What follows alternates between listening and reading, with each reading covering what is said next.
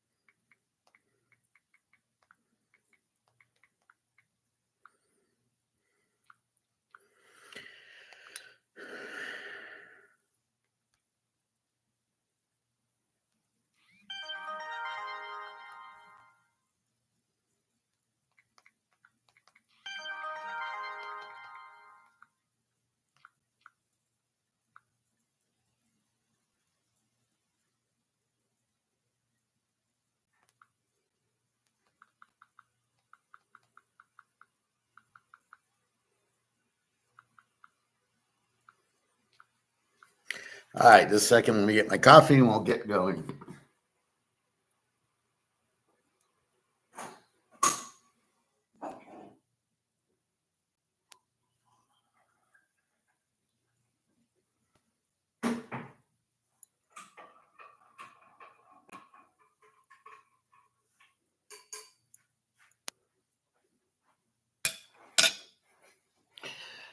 All right, sorry about that. So let's look at our gold.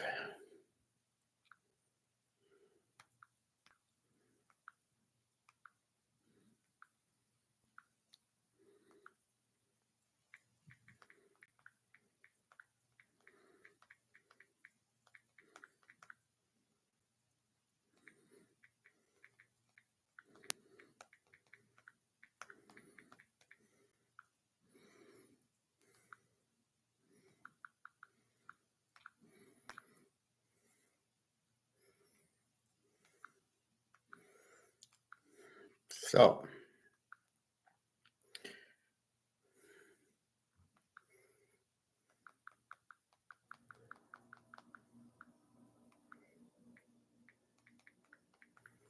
sorry about this.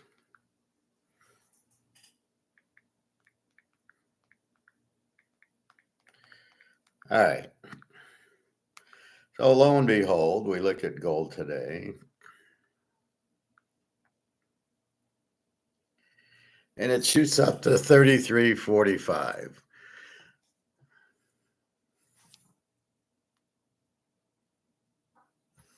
So riddle me this, Batman. What the fuck happened? It goes all the way down to 32.90. And then all of a sudden, it's 33.45 on, it's August 1st. How about that? So you can see the bullshit manipulation that goes on the end of the month. They lower it to market, whatever that means. Not my expertise in the banking world, more in the economic world. And then silver, you can see, is climbing back. It's got to at least get back into the 38s, which it'll probably do today. It'll definitely be in the 37s. So you wonder, why isn't gold 4,500 now? Why isn't silver 45 now? And that's why. It's the options. They're not even real prices. They are bullshit prices, which you must understand. And that's really the whole idea. It's the gold being priced in options. What the fuck is that? I mean, that's not even real.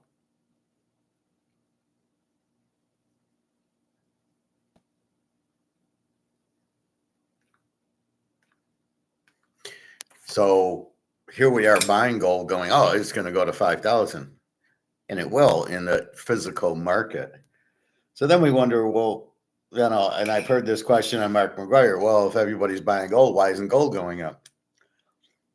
This has got nothing to do with people buying gold and people selling gold. It only has to do with the options. What are the options doing? And if the options are buying and selling the gold, if the options are the ones that make the price move on the gold and silver, then that's all that matters, right? That's why the price is what it is. Is that real? Is that the real price? Absolutely not. It's a bullshit price based on options, as I showed you in Trading Places. It opens at 102 and it gets bid up for no reason. If the crop report's coming out, only Duke and Duke knew supposedly the crop report was going to be bad. And if supply gets limited, then the price goes up. As I tell you, low supply, high demand, high price. So Duke and Duke goes, oh, wow, it's going to go up, so buy. But I don't know why everybody else bought. So the only reason they bought is because Duke and Duke bought.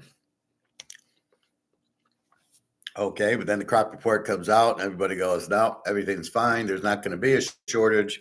Therefore, supply is not limited. Therefore, the price goes down. Okay.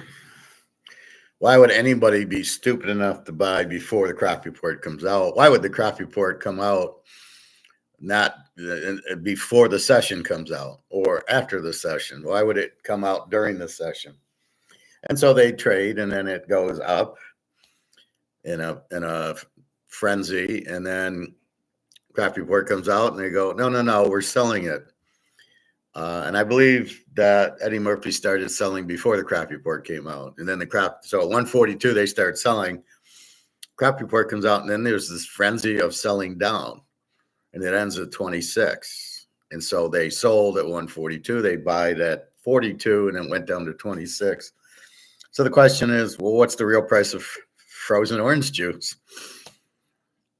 Was it the 102 that it started the day with? Well, what was that based on?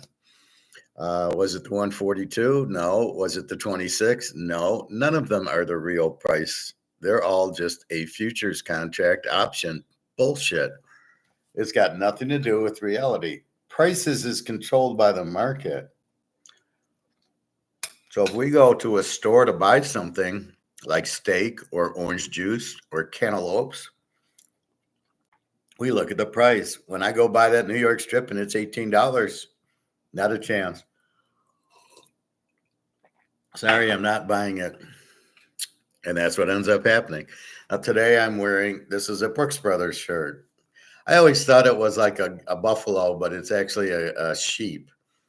Kind of a stupid logo, but it looks cool. So I bought this because this shirt was $20 because I go July 4th to the outlet mall up north, about an hour drive, and I get these shirts for like $20, if that. With a polo shirt was like $50. So this is my point. I substituted getting a polo t-shirt for a Brooks Brothers t-shirt. Is there a difference? No, Brooks Brothers is high premium, just like polo is. I'm not sure where it's made. I can look. Pardon my chest. Made in Indonesia. So it's not even made in China. It's made in Indonesia, which probably won't get tariffed. Hope I didn't scare anybody with my swim buddy. So the tariff won't even affect us. Now that's smart by Brooks Brothers to buy out of Indonesia. And I think they own the plant. And they also own Nautica and a few other brands. That's why they can sell this for $20 and put their little goat on it or sheep. But what do? We go, oh, well, Brooks Brothers is fine. I'm not really buying Nike for the polo player. I don't play polo, but it's supposedly soft and comfortable and everything else. So that's why you buy polo. You buy Mercedes for the brand. You buy Ferrari for the brand. I'd rather own a Ferrari than a Maserati any day. You buy Porsche because there's no substitute because Tom Cruise said so. And this is where the hot wrestlers don't understand. Stone Cold should be promoting a product. Drink this beer because Stone Cold drinks it, or wear this, or drive this car because Stone Cold drives it, and he could sell a fortune, but they're not smart enough. The Rock, I don't know why he went into movies. He's a terrible actor. I don't watch any of his movies. Too stupid. He's good as a smart ass in wrestling, but that's about it. But he should be doing brand. They should be promoting brand.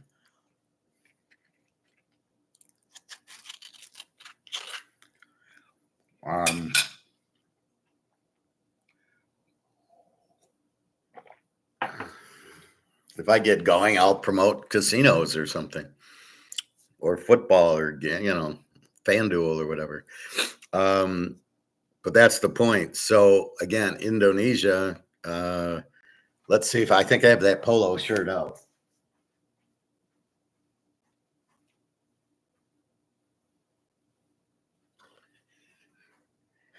So this is my polo shirt, the purple one I like to wear, and this is made.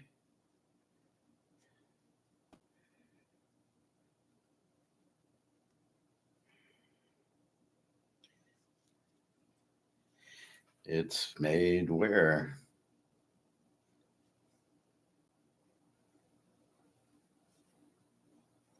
This is made in India. So my purple polo shirt is made in India. So putting the tariff on China doesn't really affect our clothes. Indonesia, India, all he's doing with his tariffs is raising price. I don't even know if Indonesia got hit with a tariff. Let's assume a small one. Is it on shirts? So what's the idea? Well, I'll get another tax on that. Okay, maybe you can do a 2% tax, but a 20, 30% tax, the guy's out of his mind. And did these taxes go into effect today? It was supposed to be August 1st. I haven't watched YouTube yet. I had to run to the bank.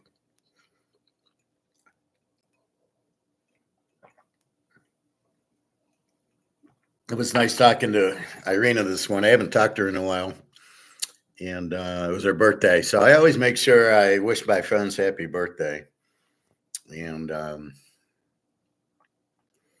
I won't get too much into that, but you just read people differently or get the wrong conclusion. Anyway, that's what that, but I don't want to get into it. So anyway, that's what the tariffs are, right? So you are able to buy polo, or you can now this and the polo are exactly the same from a competition standpoint. These are high-end shirts, but yet this is $20 cheaper than the polo. Why do I need a polo? I don't play polo. I don't care about it. I don't walk around with the polo shirt so I can say I wear polo. Some of the Ukrainians do. I got my friend Annette a Ferrari shirt, and she loved the Ferrari hat. She look at me, I'm in a Ferrari hat. I could care less. I don't really want the attention. But this is where we win. We use the competition and we say, I'm going to buy this instead of polo because it's cheaper. Otherwise, it doesn't really matter to me. Unless you're just I need to drive Mercedes or something like that. But then you have the money, and so it really isn't an issue.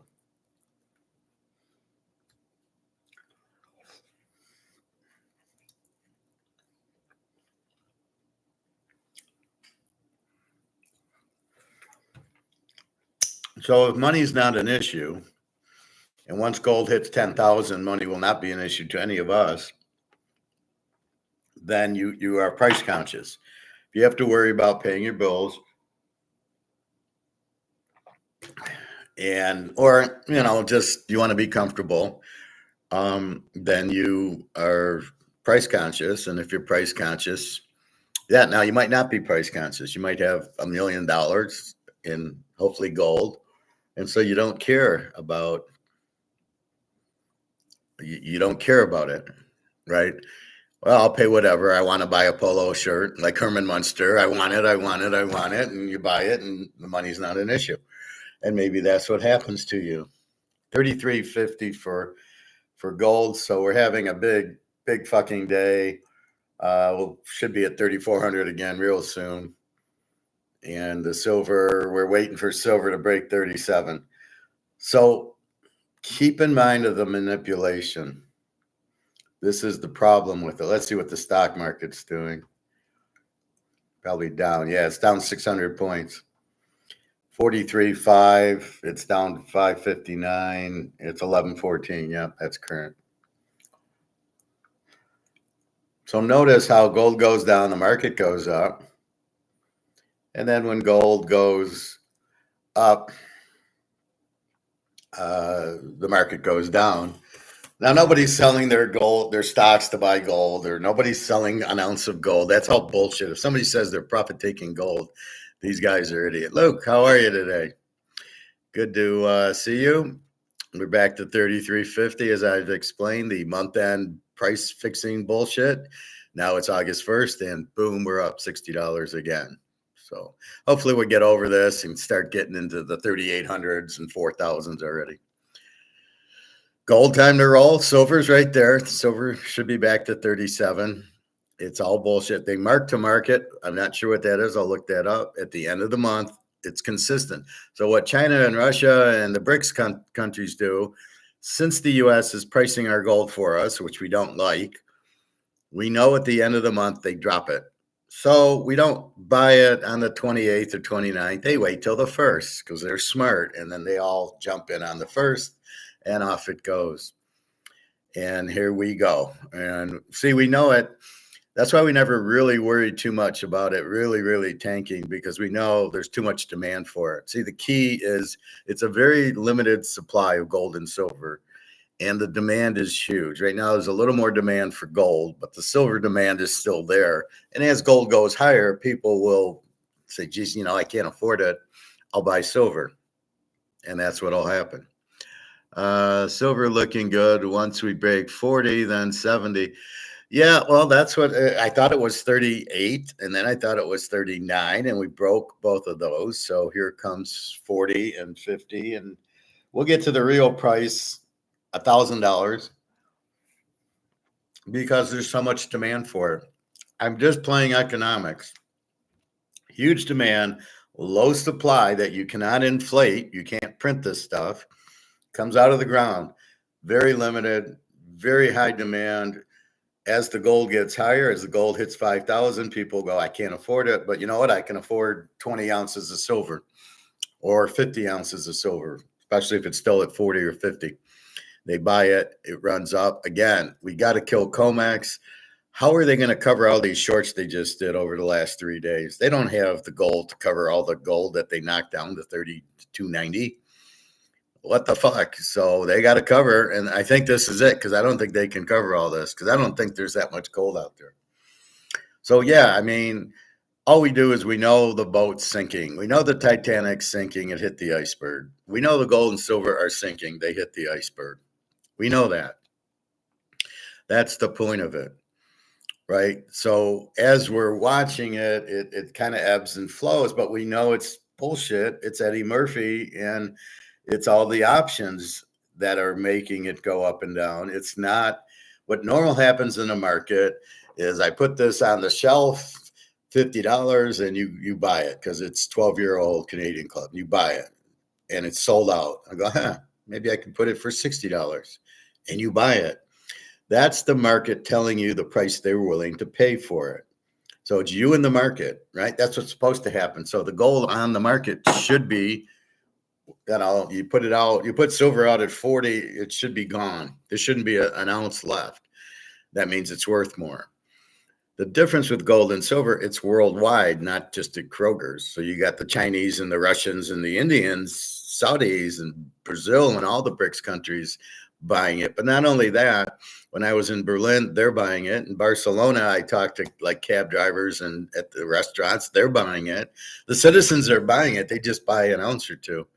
But even if we all bought 10 tons, it wouldn't move the price, because the price is not looking at the free market. It's looking only at these options in COMEX. And this is why I'm screaming bloody murder that these prices will be way higher, probably close to 10 times higher, because they're manipulated. They're down. Why did silver go to 39.36? Nobody sold an ounce of silver. Who's selling an ounce of silver? Nobody. Everybody's buying it. So if you're buying it, what the fuck? Why is the price going down? Oh, options. Oh, what does that have to do with the price of gold and silver? Nothing. All right. I'm eating the best breakfast in the world, avocado. Notice how I wait till 11 o'clock. I ran to the bank. I had rent today. I had rent covered, but it left me with very little in the account. So I put a few hundred. And what I try to explain to people is my money's in my safe. It's not in the bank. So if I need to adjust the balance, I take it out of the safe, put it in the bank. Once it breaks 50, who knows how fast it can go? Well, it's got to leave COMEX. The keys, COMEX, Eddie Murphy, derivatives and options controlling the price. Once we blow up COMEX, which means once there's no more physical to play around, because they're playing the Madoff game. They're all sitting in gold and silver. It's in options. So the real price is not even known. This is the real price of gold and silver, and here's the COMEX price. We don't know what this is, but we know it's a shit higher than what COMEX is selling it for.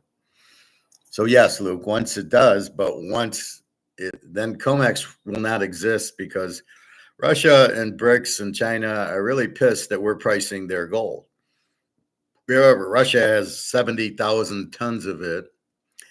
Putin's got 25,000 tons in the pool and on his gold train and his house. There's a Putin thing I think I showed you, and he's got a gold train. It's all gold. I mean, it's like, this is my guy. Here we're too stupid. We have fiat money. We have worthless monopoly money. He's sitting there in gold trains, 5 houses, just amazing. So he's doing that. And so they're like pissed. Why is the West controlling our gold price? Because everything's done. Once gold goes to 10, 20,000 an ounce, Putin's a rich man. He's already a billionaire, but he's a rich man, as is China. So they're all waiting for this $10,000, $20,000 gold price. And guess who gets hurt? The U.S. and London, because we don't have any. Now, okay, let's say we do, but we're afraid to show it. Why aren't we paying the debt with it? Why aren't we making gold 20,000 an ounce and paying the 37 trillion? Well, we don't want China and Russia to get rich, supposedly. Well, if we raise it then they got all the gold, and I thought we had gold. So that's what the U.S. should be doing is, if you have gold, pay the debt off. I have gold, but I don't want to sell it at these cheap prices. I keep saying how cheap these prices are at 3,400, and gold's cheap, and silver at 30, let's say $37 is extremely cheap. It's so cheap. Now you guys asked me palladium and platinum, and they are up a little, but they're not precious metals, and they're not money like gold, silver, and even copper's money. Copper's like $5 an ounce or whatever it is. I have enough with gold and silver. I don't need to fuck around with copper. But copper's also a precious metal. So maybe it moves up if it comes back into money. The dollars crash and gold's 20,000 an ounce and people can't afford it. And then silver's now 1,000 an ounce, 2,000 an ounce. Hey, copper's $10 an ounce. But you got to understand, these all-time highs are bullshit. They're only in options. They're not in physical. We are trying to deal in the physical world, not in the paper option world. Mr. Luke talked my dad into buying 4 ounces yesterday. Good boy. Copper just dropped yesterday like 20% in a day. Well, that's all with the same thing with gold and silver dropping. Copper, I don't have copper on here.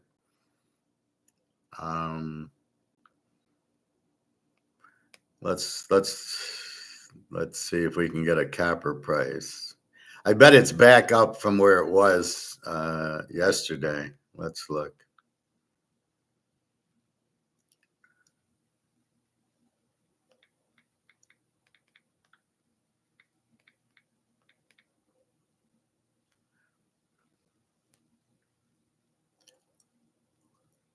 So copper's at $4.41. So what would you know what it was at? Well, let's take a 5-day look.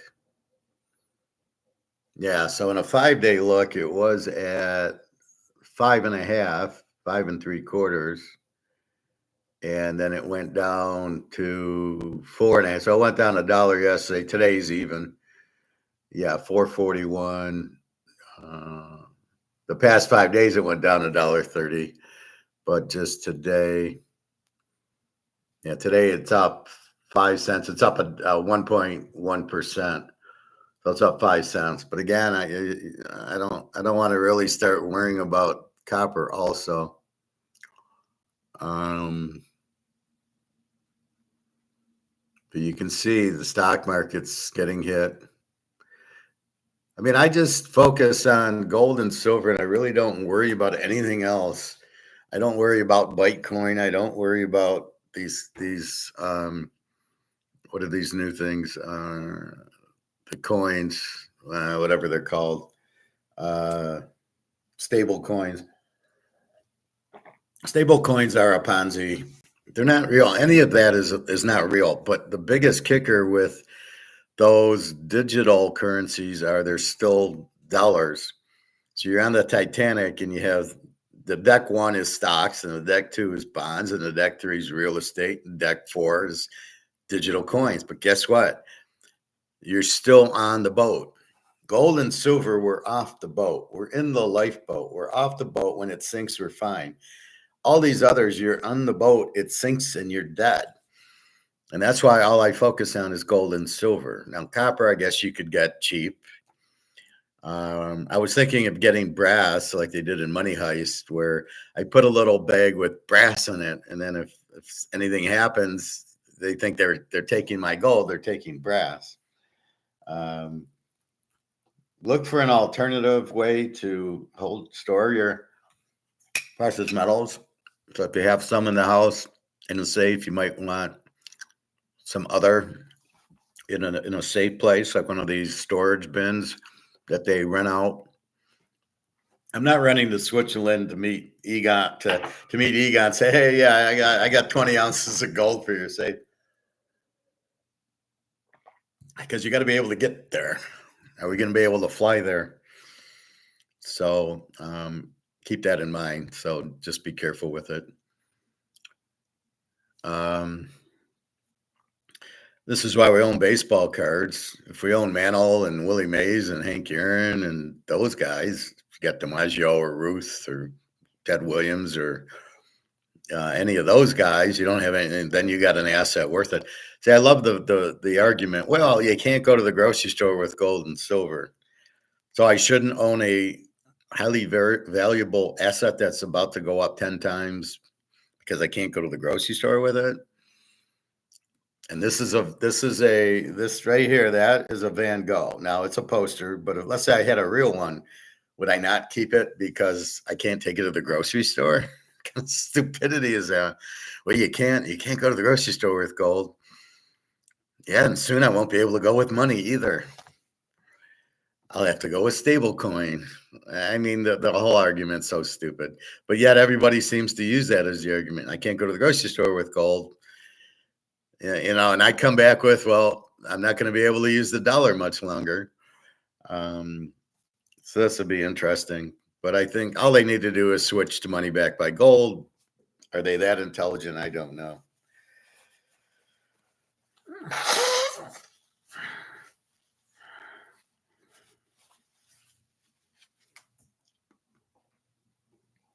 So we know it's manipulated. So how do we take advantage of it? If we ever need to buy gold or silver, like me and Luke do, you buy it at the end of the month. You wait for the end of the month when they're going to settle their books. The price is going to drop. You know the price is going to drop as long as COMEX is around. Now, COMEX is not going to be around much longer. because the Ponzi scheme's over. Once we're buying physical, say goodbye to COMEX, because COMEX is a option trading thing. They call it futures. What's a future? Well, we want to lock in the future price of gold. Why do you want to do that? If it was physical that you were pricing, you wouldn't have to lock it in. The price wouldn't, prices change in everything. To lock in steel at something, you're GM and you got to buy steel for your cars to lock, you're going to lock it in. No, you can't lock it in. You don't know what the price is going to do. Okay, with these tariffs, we know the price is going to go up. Well, we're not sure, but we know the cost of the steel producer, depending on what country, will have a higher price. But does that mean he can pass it on to us? Not necessarily. We can go to Indonesia or India to buy the steel that might not have a tariff on it. So you got to be careful with that. But am I going to buy futures? Well, why would you buy a future in gold and silver? Gold is not used for anything. Silver, you use it maybe for the solar panels or the electric cars. But if you're buying it for electric cars, you probably need to buy it at this price. And if you're buying it for solar panels, you're probably just going to buy, give me 5 tons of silver. You're not worried about silver in 3 months. You're going to buy what you can now. But there's nothing left. There's no physical left. I'm thoroughly convinced of that. So now that they've shorted gold at the end of the month and silver, now people are buying it and asking for delivery. How are they going to deliver something they don't have and can have? And if they do get it, it's much, much higher. Nobody can buy silver at $36. Nobody can buy it at $36, except for me and you going into my coin store. He's $2 over spot, so I can get it for 38. That's it. But if I'm buying tons of it, or if I'm buying the big 500 ounce boxes of it, I doubt I'm paying. Well, maybe I'm paying spot if they're still available, which is a big if. I mean, they run out. There's only so much silver. Keep your eye on these fake ones on eBay. If you see silver, $25 an ounce from China, do not buy it. It's not real. I've noticed a lot of that $20, $25 silver. I don't see it as much in gold, but I do see it a lot in silver. They're not real. They're nickel plated. There's maybe silver over the top, but it's not a 1 ounce of silver. So keep your mind idea. Why would anybody sell silver that's $42, $43 an ounce for $25? Now, I know they're having financial difficulty in China. They can't get their money out of the bank. There's been kind of gold run. There's been bank runs. There's been gold runs where everybody's trying to sell their gold, and they're not giving them spot. People have gold. They need money to eat because they can't get it from the bank. So it's almost like this is the story from China. We won't give anybody their money, and then they're going to have to sell us their gold, and then we'll all of a sudden we have money to pay them for their gold. So if you have 1 million yuan in our bank and you want to get it out, we're not going to let you have it. But if you bring in 10 ounces of gold that's worth 500,000 yuan, we have money for that. Yeah, we can pay you for that. So just be careful of trusting a communist country, please. So people living in China who think, oh, I'll buy gold and put it in my safety deposit box at the bank. Yeah, not a problem getting that out, and I'll keep it at home. Oh, not a problem selling it. That's not going to happen to us. I can go to my coin store, and he will give me spot. I am not worried about it. If we have to go to Switzerland or Italy or Germany to sell it, we'll go there. If I need to go to Russia, I'll stay with Daria, and I'll go there, and we'll sell it. So it doesn't really matter where we go.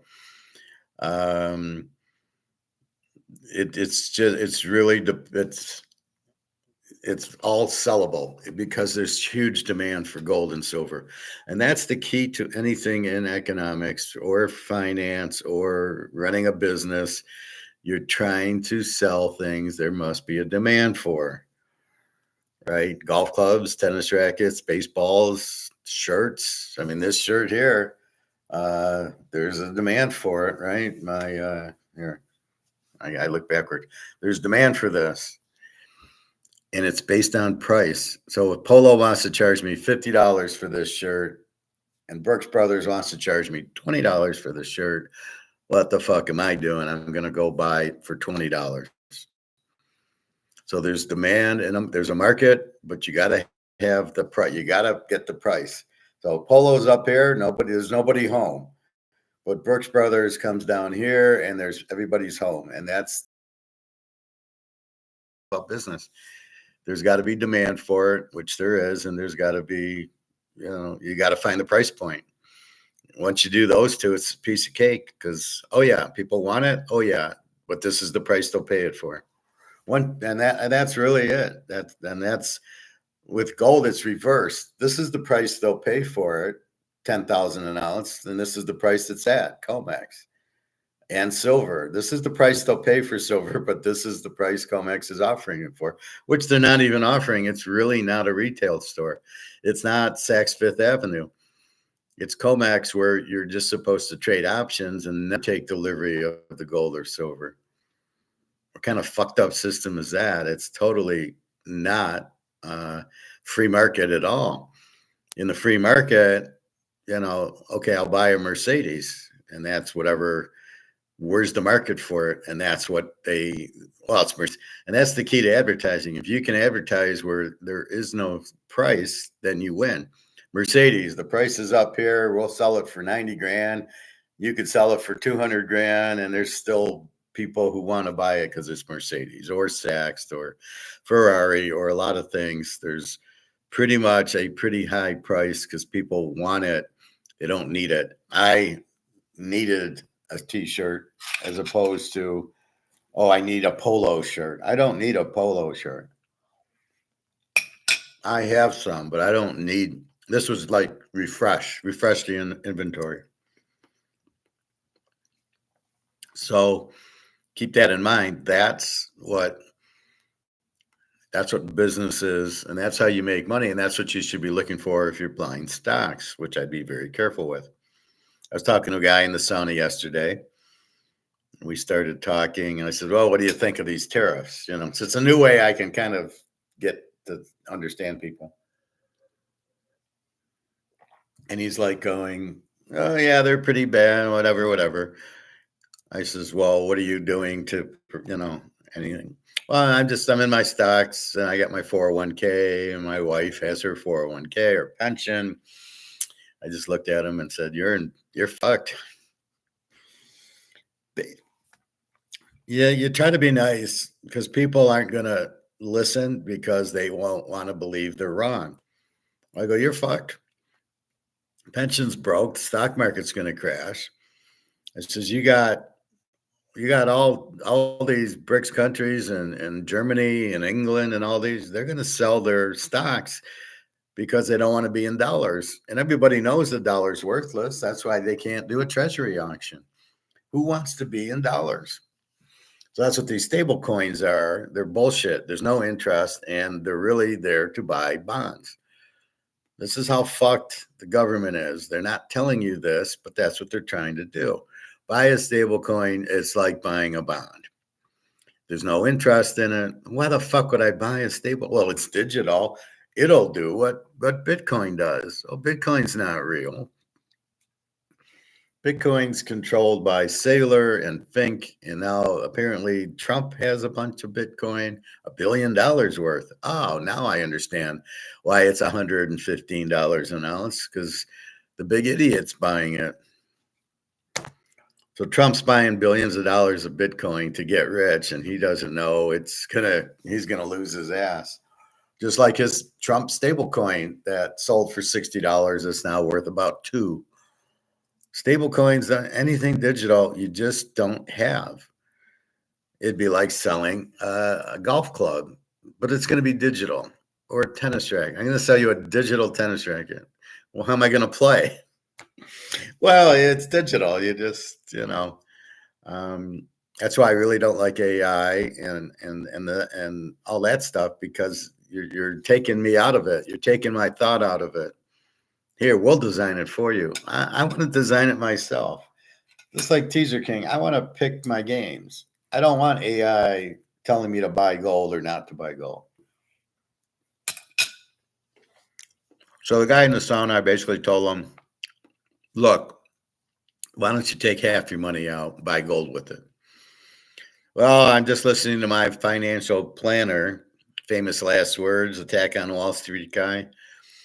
And I said, well, he won't tell you to buy gold because he doesn't get commission on it. And he's not interested in you. He's only interested in the commission. Even if it's your brother, sister, or father, they're only interested in their commission. So be careful with that. They won't put you in gold and silver, no commission. So you need to be your own financial advisor, and you can take my advice and then you analyze what I tell you and go, yes, that makes sense, or no, it doesn't. But I'm far superior to any financial advisor you're going to get at Merrill Lynch or especially JP Morgan, the biggest scammers in the world. They're going to tell you, oh, buy Apple, buy this, buy Amazon, buy Microsoft. Fuck, man, Microsoft's already 500 times earnings. They couldn't earn as much as they need to make their stock relevant. Well, it's AI and algorithms that are buying it. That's why it's so high, and that's why it's not a real price. So you got to be very careful with that stuff. But if you go ask your financial advisor, I would merely ask him about gold. What's gold doing? And is gold, should I buy gold? And I guarantee you he'll say no. It doesn't move. There's no dividend. There's no interest. Yeah, but I'm buying gold because how's the dollar doing? Do you understand what inflation is? Yeah, it's prices. No, it's not, you idiot. So really, that's what you have is you have a bunch of crap. All right, we can get back to that subject, but we are going to move into the world of baseball. Let's see if our man Scanes is pitching today. Copper just dropped. Okay, we're still on Luke's Copper. All right. So yesterday we played 2 plays. There was only 3 games.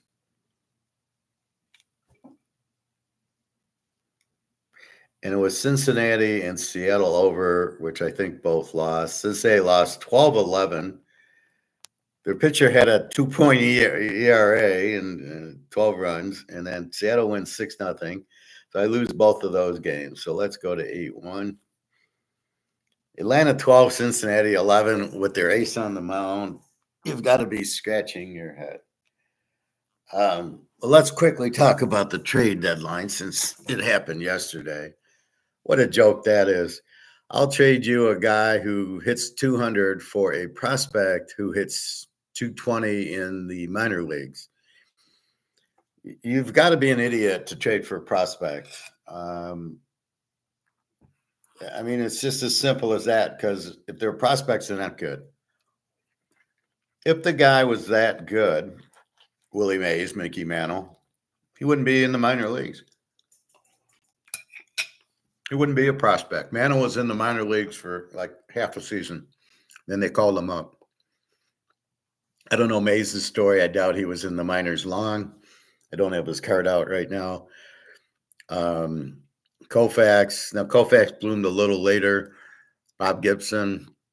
I'm not sure how long he was in them, but these guys are probably not in the minor leagues very long. And if they are in the minor leagues, they're probably pitching no-hitter after no-hitter or hitting 380 with 35 home runs.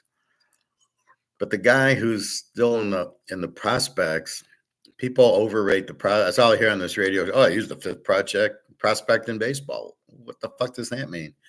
Based on who? Who is calling him a prospect? Who's the guy? What idiot is ranking the prospects based on what? They're in the minor leagues.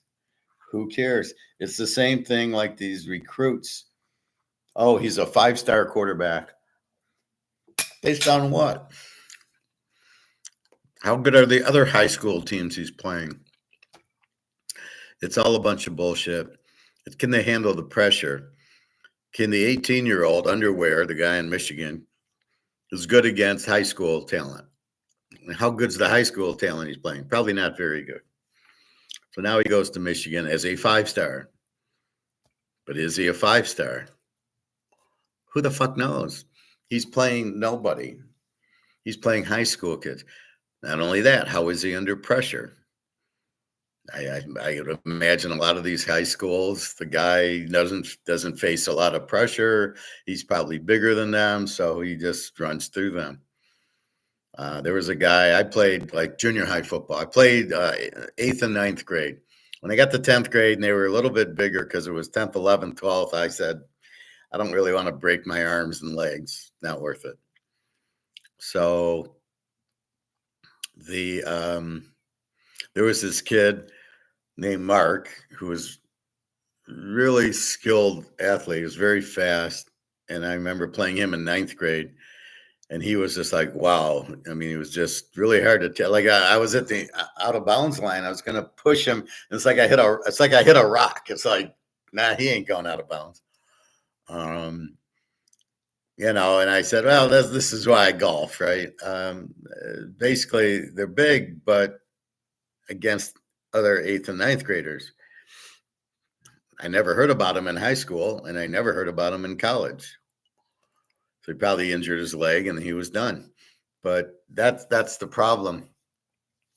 It's not equal. I was not as good as he was, so how could you compare? Oh, he's a 5-star. What, based on me trying to tackle him? Come on. So anyway, that's where I was at with it. I don't know how they rank and how seriously you should take baseball projects and 5-star recruits in football. I think it's a joke. I wouldn't listen to it. I think they have a terrible way of grading players. So all these teams that traded and got prospects, that's why you guys think Minnesota did that or whoever. Good luck with that. Unless you can actually have a good way of grading the prospect yourself and not listening to them and see how they play. There was a Clint Eastwood movie where he was a scout, and this star supposedly guy was going number 1 in the draft, and he goes and sees him, and he realizes he can't hit a curveball. There's a sound it makes like when you swing, or I don't know. And he said, I didn't hear it. He can't hit a curveball. And they brought him to Cincinnati, I think, to try out, or Atlanta, and he couldn't hit the curveball. And so he didn't draft him number 1, but everybody loved him as number 1. But they did their own evaluation, found he couldn't hit the curveball, and never drafted him. And that's what you get. It's the same thing in investing. You can't listen to a broker who says, hey, buy this stock, buy Apple. My mother could tell me to buy Apple. I mean, does she know what she's doing? No. But it's just, you could buy Apple, right?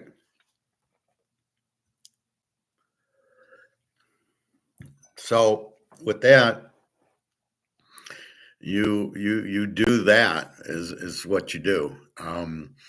So if you can kind of with the conclusion how good this player is, then you can trade for him. So if you think he's Paul Skenes, but how long is Paul Skenes in the minor league? 2 months, 3 months? Because once you see that he excels in the AAA, he's not in AAA anymore. And these guys that are still there that are prospects, they never turn into anything. Very, very 1 in 100. So to trade a player who can play for that, and you're probably getting rid of a guy, it's probably money issues. You're getting rid of a guy who costs you $10 million, who hits 195, and you're getting a prospect, and it's usually money. It's cheap. He's a prospect. I don't have to pay much for him. That's what's really going on here. So not a lot of trades at the deadline. Nobody good got traded. The reliever from Minnesota went to the Mets. He sucks. How good was Minnesota with the guy? Now, especially you pitch 1 inning and that's it. So it's really stupid. Then you have the football game last night. And I'm going to say the Lions will be lucky to win 6 games. Oh, but Howard, it was their backups. First of all, he didn't even go to Hooker till the second half. Allen throws 2 interceptions. He sucks anyway.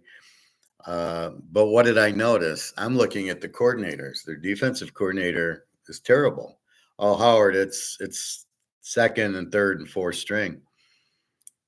Okay, but with all the injuries they had, they were taking guys who worked at the grocery store into it. So it really didn't make any sense.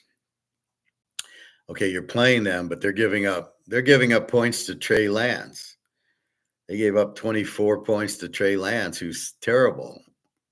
And then you got the idiot Chris Collins, where he looks pretty good against the fourth string, the grocery store guys on the Lions. Well, they're not putting pressure on him. He's got all day. His problem is when they put pressure on him, he doesn't know what to do. So you can't rank against the fourth string and say, oh, look how good Trey Lance is. He had a chance at Dallas. If he was any good, they would have kept him. And obviously Frisco knew he sucked. So don't tell me now he's figured it out because he's playing for Jim Harbaugh, who hasn't developed a quarterback in his life. You got credit for Andrew Luck, but it was Andrew Luck's father who was a quarterback who did him. At Michigan, they couldn't find a quarterback. So don't tell me he does anything with quarterbacks. Oh, wait, he did Colin Kaepernick. Oh, yeah, who couldn't throw. So is that why they got Trey Lance to run? Maybe. I don't know. Anyway, so what I take out of the game, and I look at it a lot different than you do. Detroit had no offense. They got a new offensive coordinator. The guy throws interceptions. That's bad play calling. That's the quarterback not reading the defense. Why isn't the coordinator giving him those plays? Then on defense, they couldn't stop the win. Even Uglia Buglia. Okay, the San Diego GM should be fired. First of all, he didn't take Brock Bowers, and now he takes Uglia Buglia. Now, at what point is Uglia Buglia any good? At Clemson, he sucked. At Oregon State, he sucked. At Florida State, he sucked. Yeah, he'll be my fourth stringer. So you've got Herbert, and then what? Trey Lance all of a sudden is a superstar, and then there's somebody else, and then you got Uglia Buglia.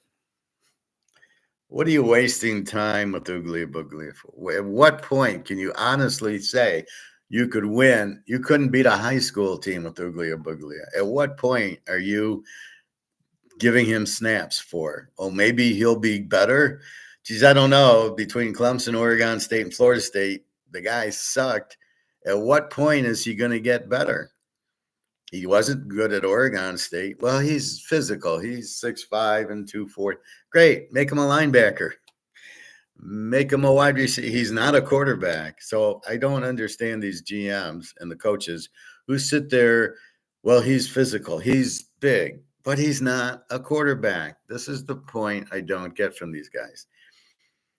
Lamar is not a quarterback, but you're going to keep feeding him. Daniel Jones is not a quarterback, but you're going to keep trying. He'll get it now at Indy. He couldn't get it at the Giants for 5 years, but he'll get it at Indy. Caleb's going to be the same way.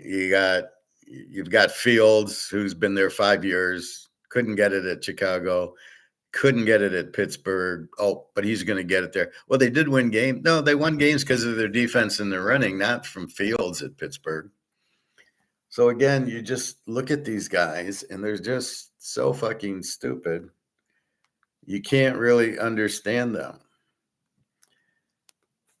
So again, we'll watch. That's what I look for in these exhibition games. And I'll watch a little here and there, but it's really, you're looking at the Lions defense still sucked. And against Uglia Buglia and Trey Lance. If they can't do better against Trey Lance, they got problems. So I think their coordinators are terrible. And I didn't think their defensive coordinator was anything special. Now he's the head coach of the JETSs, and his defensive coordinator is the guy who got fired at San Francisco, who gave the Lions the 24-7 lead. He got fired by San Francisco. Now he's the Jets. So the Jets think, oh, he'll be okay on the Jets. He couldn't win with Boza and all those guys It's San Francisco. He'll be fine for the Jets. And who do they have on defense? Anybody? So I don't think the Jets will win a game because I don't like their head coach and their defensive coordinator is terrible. I don't get how you don't look at the past to see the future. Spagnuolo, great defensive coordinator, but I wouldn't make him a head coach, but he's a great defensive coordinator. Jim Schwartz, great defense. If I bring him, my defense is going to get 10 times better. I understand that. Woody Hayes, Bo, John McKay. Yeah, Jim McKay is a great sportscaster. You knew what you're going to get if you hire him. Urban Meyer obviously did not like Trevor Lawrence. Should have gotten. I think he could have got Fields, but he knew Fields sucked. But he couldn't win with Trevor Lawrence, and you can see why. So he didn't care. He's like, I can't win with this team. I can't win with Trevor Lawrence. And he probably didn't like that. He didn't want Trevor Lawrence, but they drafted him anyway. So they probably told him to fuck off. I can't coach here if I can't even get my players. And that's why Nick Saban left, I think it was Atlanta or somebody, when he was a pro coach. He wanted Drew Brees, and they didn't get Drew Brees. And so he was stuck with Joe Blow, and he said, fuck this, I'm going back to Alabama where I get better talent than I get on Atlanta. And that's the problem why coaches don't go to the pros, because they can't get their guy. In Alabama, he could go get 5 stars from 4 or 5 different ones, and that'd be your quarterback room would be full of 5 stars that Alabama paid, and a great defense, and and then have 3 deep and great running backs, and that's why they stay at college. But in the pro, they're stuck. He's whoever's coaching Jacksonville, you're stuck with Trevor Lawrence. Indy, you're stuck with Richardson, and now you got Daniel Jones. And it amazes me that these people can't see they suck. Can't you see Fields is terrible? At what point do you realize Bryce Young? Do you realize he stinks? Fields. And they're still playing, and you're like, well, he's athletic. He can run. I need somebody to throw the ball to my receivers. This is where the league's getting fucked up. They're not understanding the roles of the players. The quarterback throws to the receivers. Right? Montana throws to Rice. Montana does not run, or Steve Young wanted to run. He couldn't throw very well. He's one of the most overrated guys, Steve Young. He was terrible. Watching the Hall of Fame game. So they cut in with these Hall of Fame interviews in the middle of the play. So the Lions are driving down the field, San Diego, and they're interviewing whatchamacallit, the wide receiver, Sterling Sharp.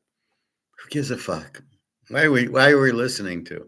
I don't mind him in the Hall of Fame, but Jared Allen in the Hall of Fame. There was Antonio Gates. Okay, I liked him. Some of these Hall of Fame guys, well, he was an all-star for 3 years. Oh my God. Not quite. There's a big difference between Lawrence Taylor and Reggie White and Jared Allen. Right? Something just doesn't sit right there. The Hall of Fame should be elite players, and it should not just be let's have 20 guys in every year. They're elite players, and that's it. That's the point of the Hall of Fame. That's why you should have Pete Rose in there. You should have Mark McGuire in there. Maybe not Sosa. Barry Bonds, how the fuck is he not in? And Clemens. Well, they did steroids. All right, were they great players? Were they elite players? Then who cares what they did? Why is that a misnomer? It was legal in the league, so you're condoning them. Why? Because you don't own their baseball cards, or people that own them and they're going to get value. I got several Barry Bonds and Mark McGuire rookies, and Roger Clemens rookies for that matter, that have actually no value because they're not in the Hall of Fame. So what, are you screwing me for what reason? Because you don't own the cards, or what? I mean, it's stupid. But anyway, that's why I like collecting like Joe Montana's and Willie Mays. They're already in the Hall of Fame. I don't have to worry about that shit. So that's my takeaway. I think next week starts week 1 of the preseason. There's no excuse for the Lions not to play their starters. We think that's just stupid. It's football. You play your starters. Maybe you play 2 series, let them get going, let them get used to it. Believe me, you lose 34-7 to a San Diego team with Uglia Boogly and Trey Allen, you got problems. You can call it whatever you want. It's preseason. It doesn't mean anything. Bullshit. You lost to Trey Lance and Uglia Booglia. Yeah, you're not doing shit this year. You've got to be kidding me.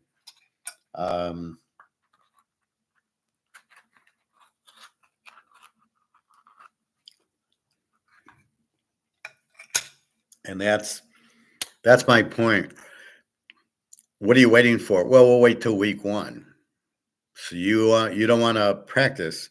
It's like taking a driver's test. Well, I might get in an accident, so I'm not going to practice for my driver's test. I'm just going to go take it. And then I make a bunch of mistakes and I don't get my driver's license because I didn't practice for it, or you didn't practice for a test. Do you not study for a accounting test in college? Well, I don't want to study for it. I might get hurt, and I'll just go in without studying. Oh, that's extremely stupid. The exhibition games are practice. The more you practice, the better you get. You don't worry about injuries. So call safe plays and leave them out there a little. It's going through the motions of the pregame and that jitter of the first quarter.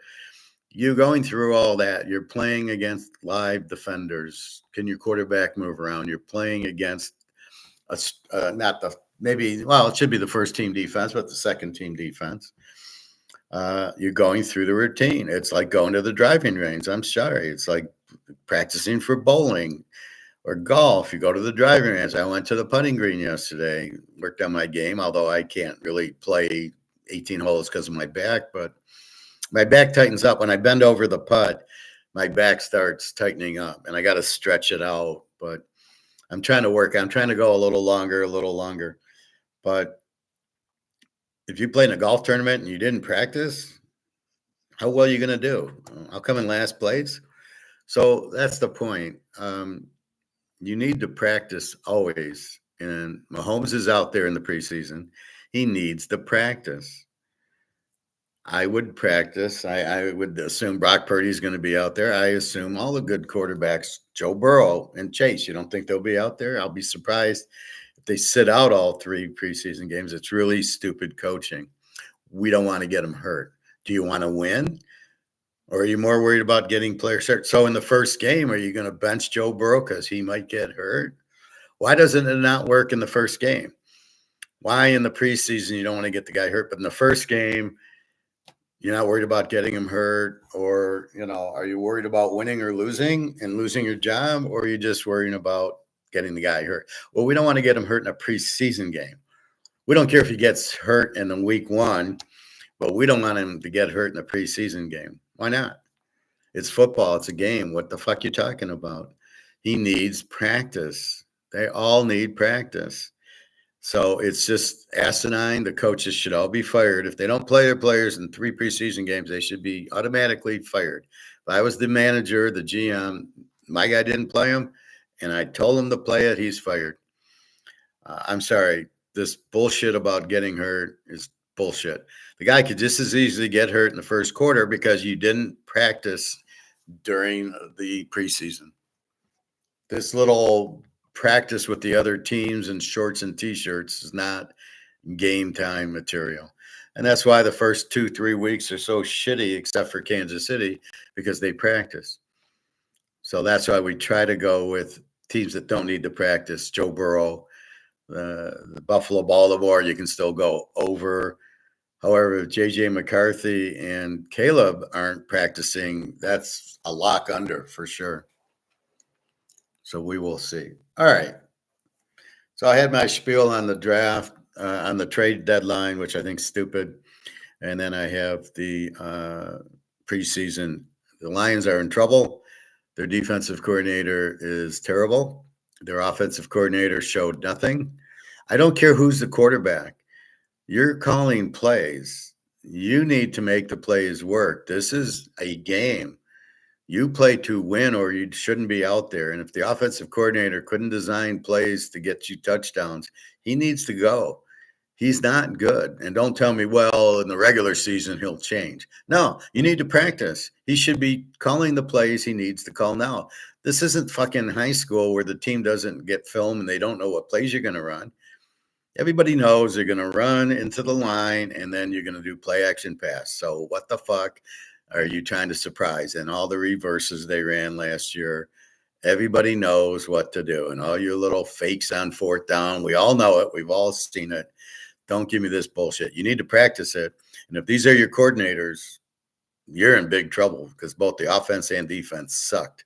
Even in preseason, you didn't lose. You won your preseason games the last few years, or at least last year. Now you lose 34-7 to Trey Lance and Uglia Buglia. All right, so I can't imagine Uglia Buglia being on the team after another week, but we'll see.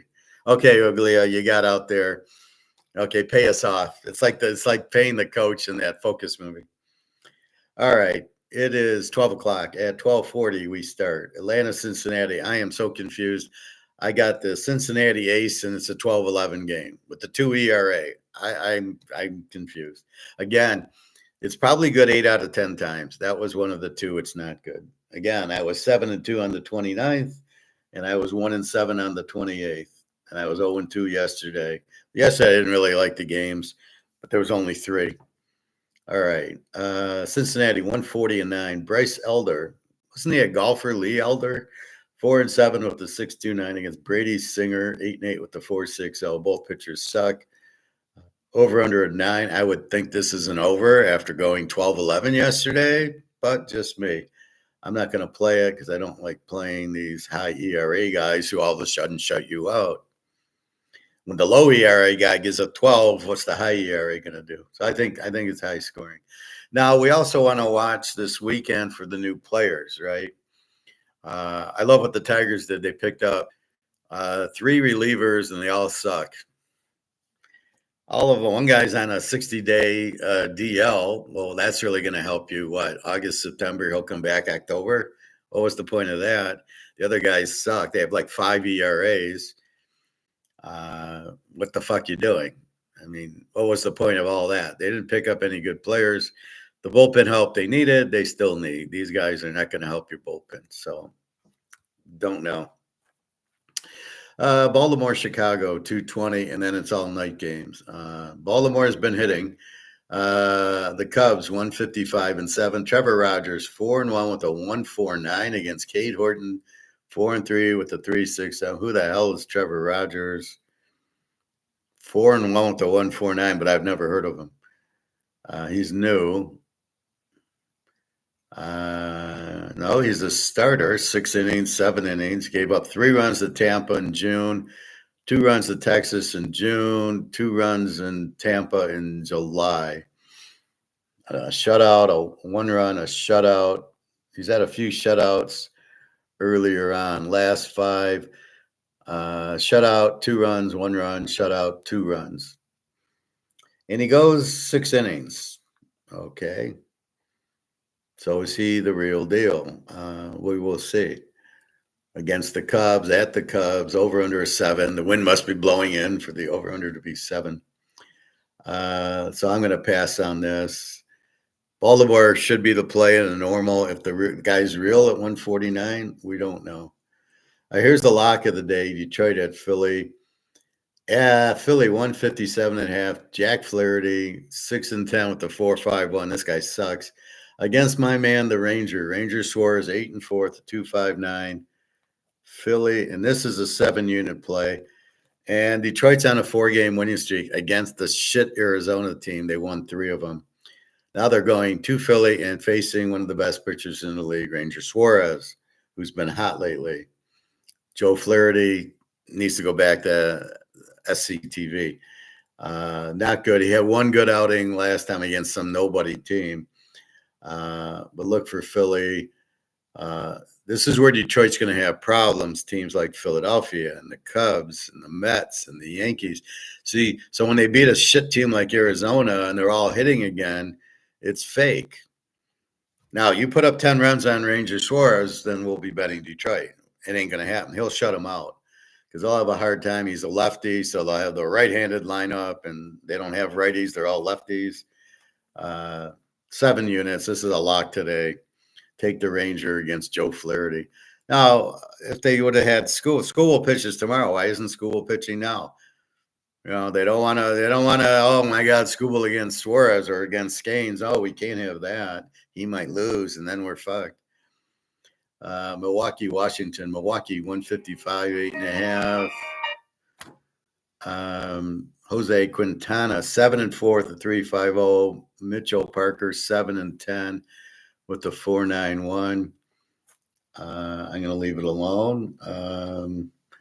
We'll go through streaks, and we got to see if the streaks work. I think the streaks, if you have 7 teams on streaks, I think 4 of them will keep going. The other 3, then you get rid of them, and then you still have the 4 going. So I think you watch the streak. When it gets 4, I don't think you can play 2 or 3. I think you got to wait till 4, because I saw a lot that were Baltimore on a 3-game streak, Houston on a 5, they lost, Washington on a 3, they lost.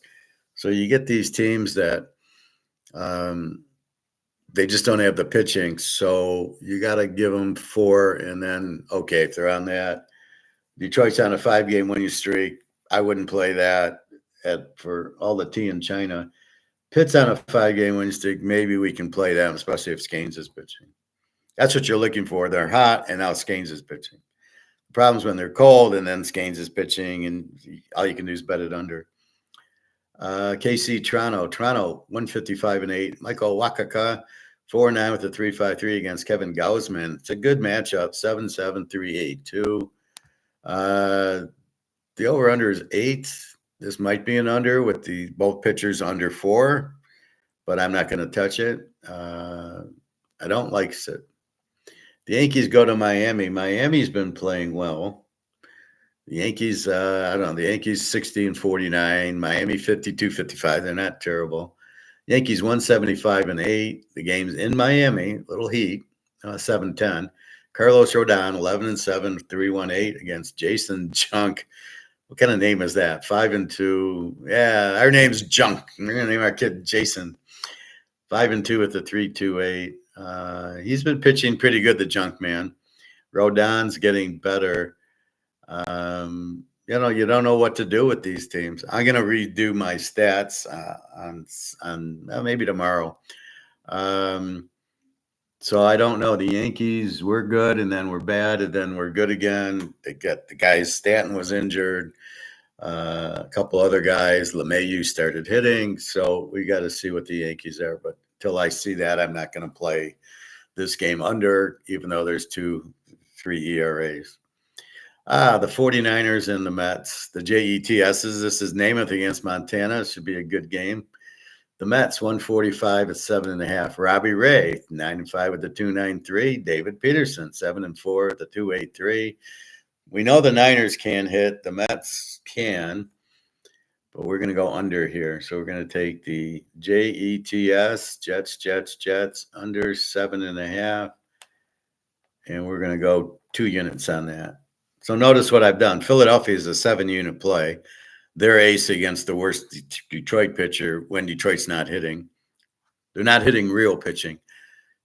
Hitting the Arizona, me and you could have got 3 hits each game on the Arizona pitching. Fat and this other guy in their bullpen sucks. But this is Philadelphia. This is a real team. This is a real pitcher. So Tigers won't even score in the game. And the Mets were going under 2 good pitchers. We'll see. Normally it works.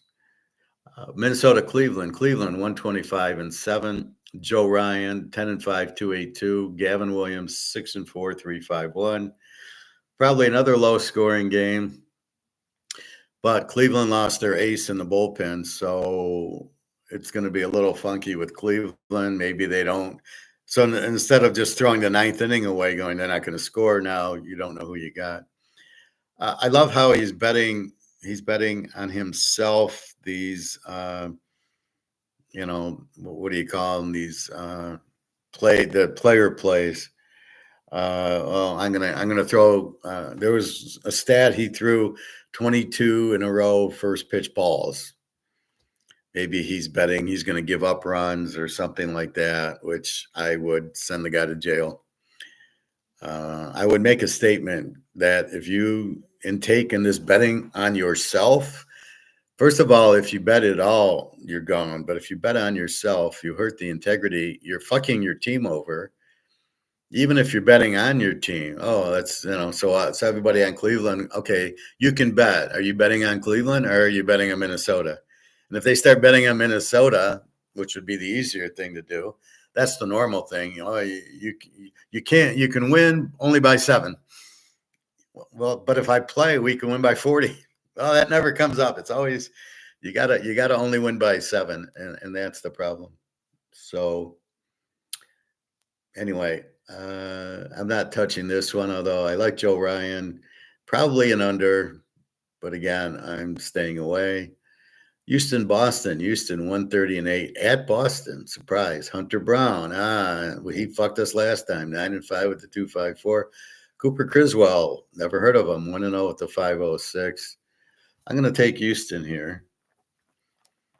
Hopefully the Hunter comes back after his last performance where he sucked.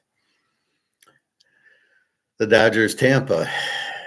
Dodgers 63-46, Tampa 54-56. The Dodgers 130-9. Clayton Kershaw 4-2 with the 3.62. Shane Baz 8-7 with the 4.61. I don't know. Tampa's too good, and they're at that softball city stadium. So I'm going to leave this game alone. Pittsburgh, Colorado. Now here I got Pitt on a 5-game winning streak. Pitt 135-11.5. Now they did trade players. Don't know why. Well, we'll get prospects. Okay, so you still suck, right?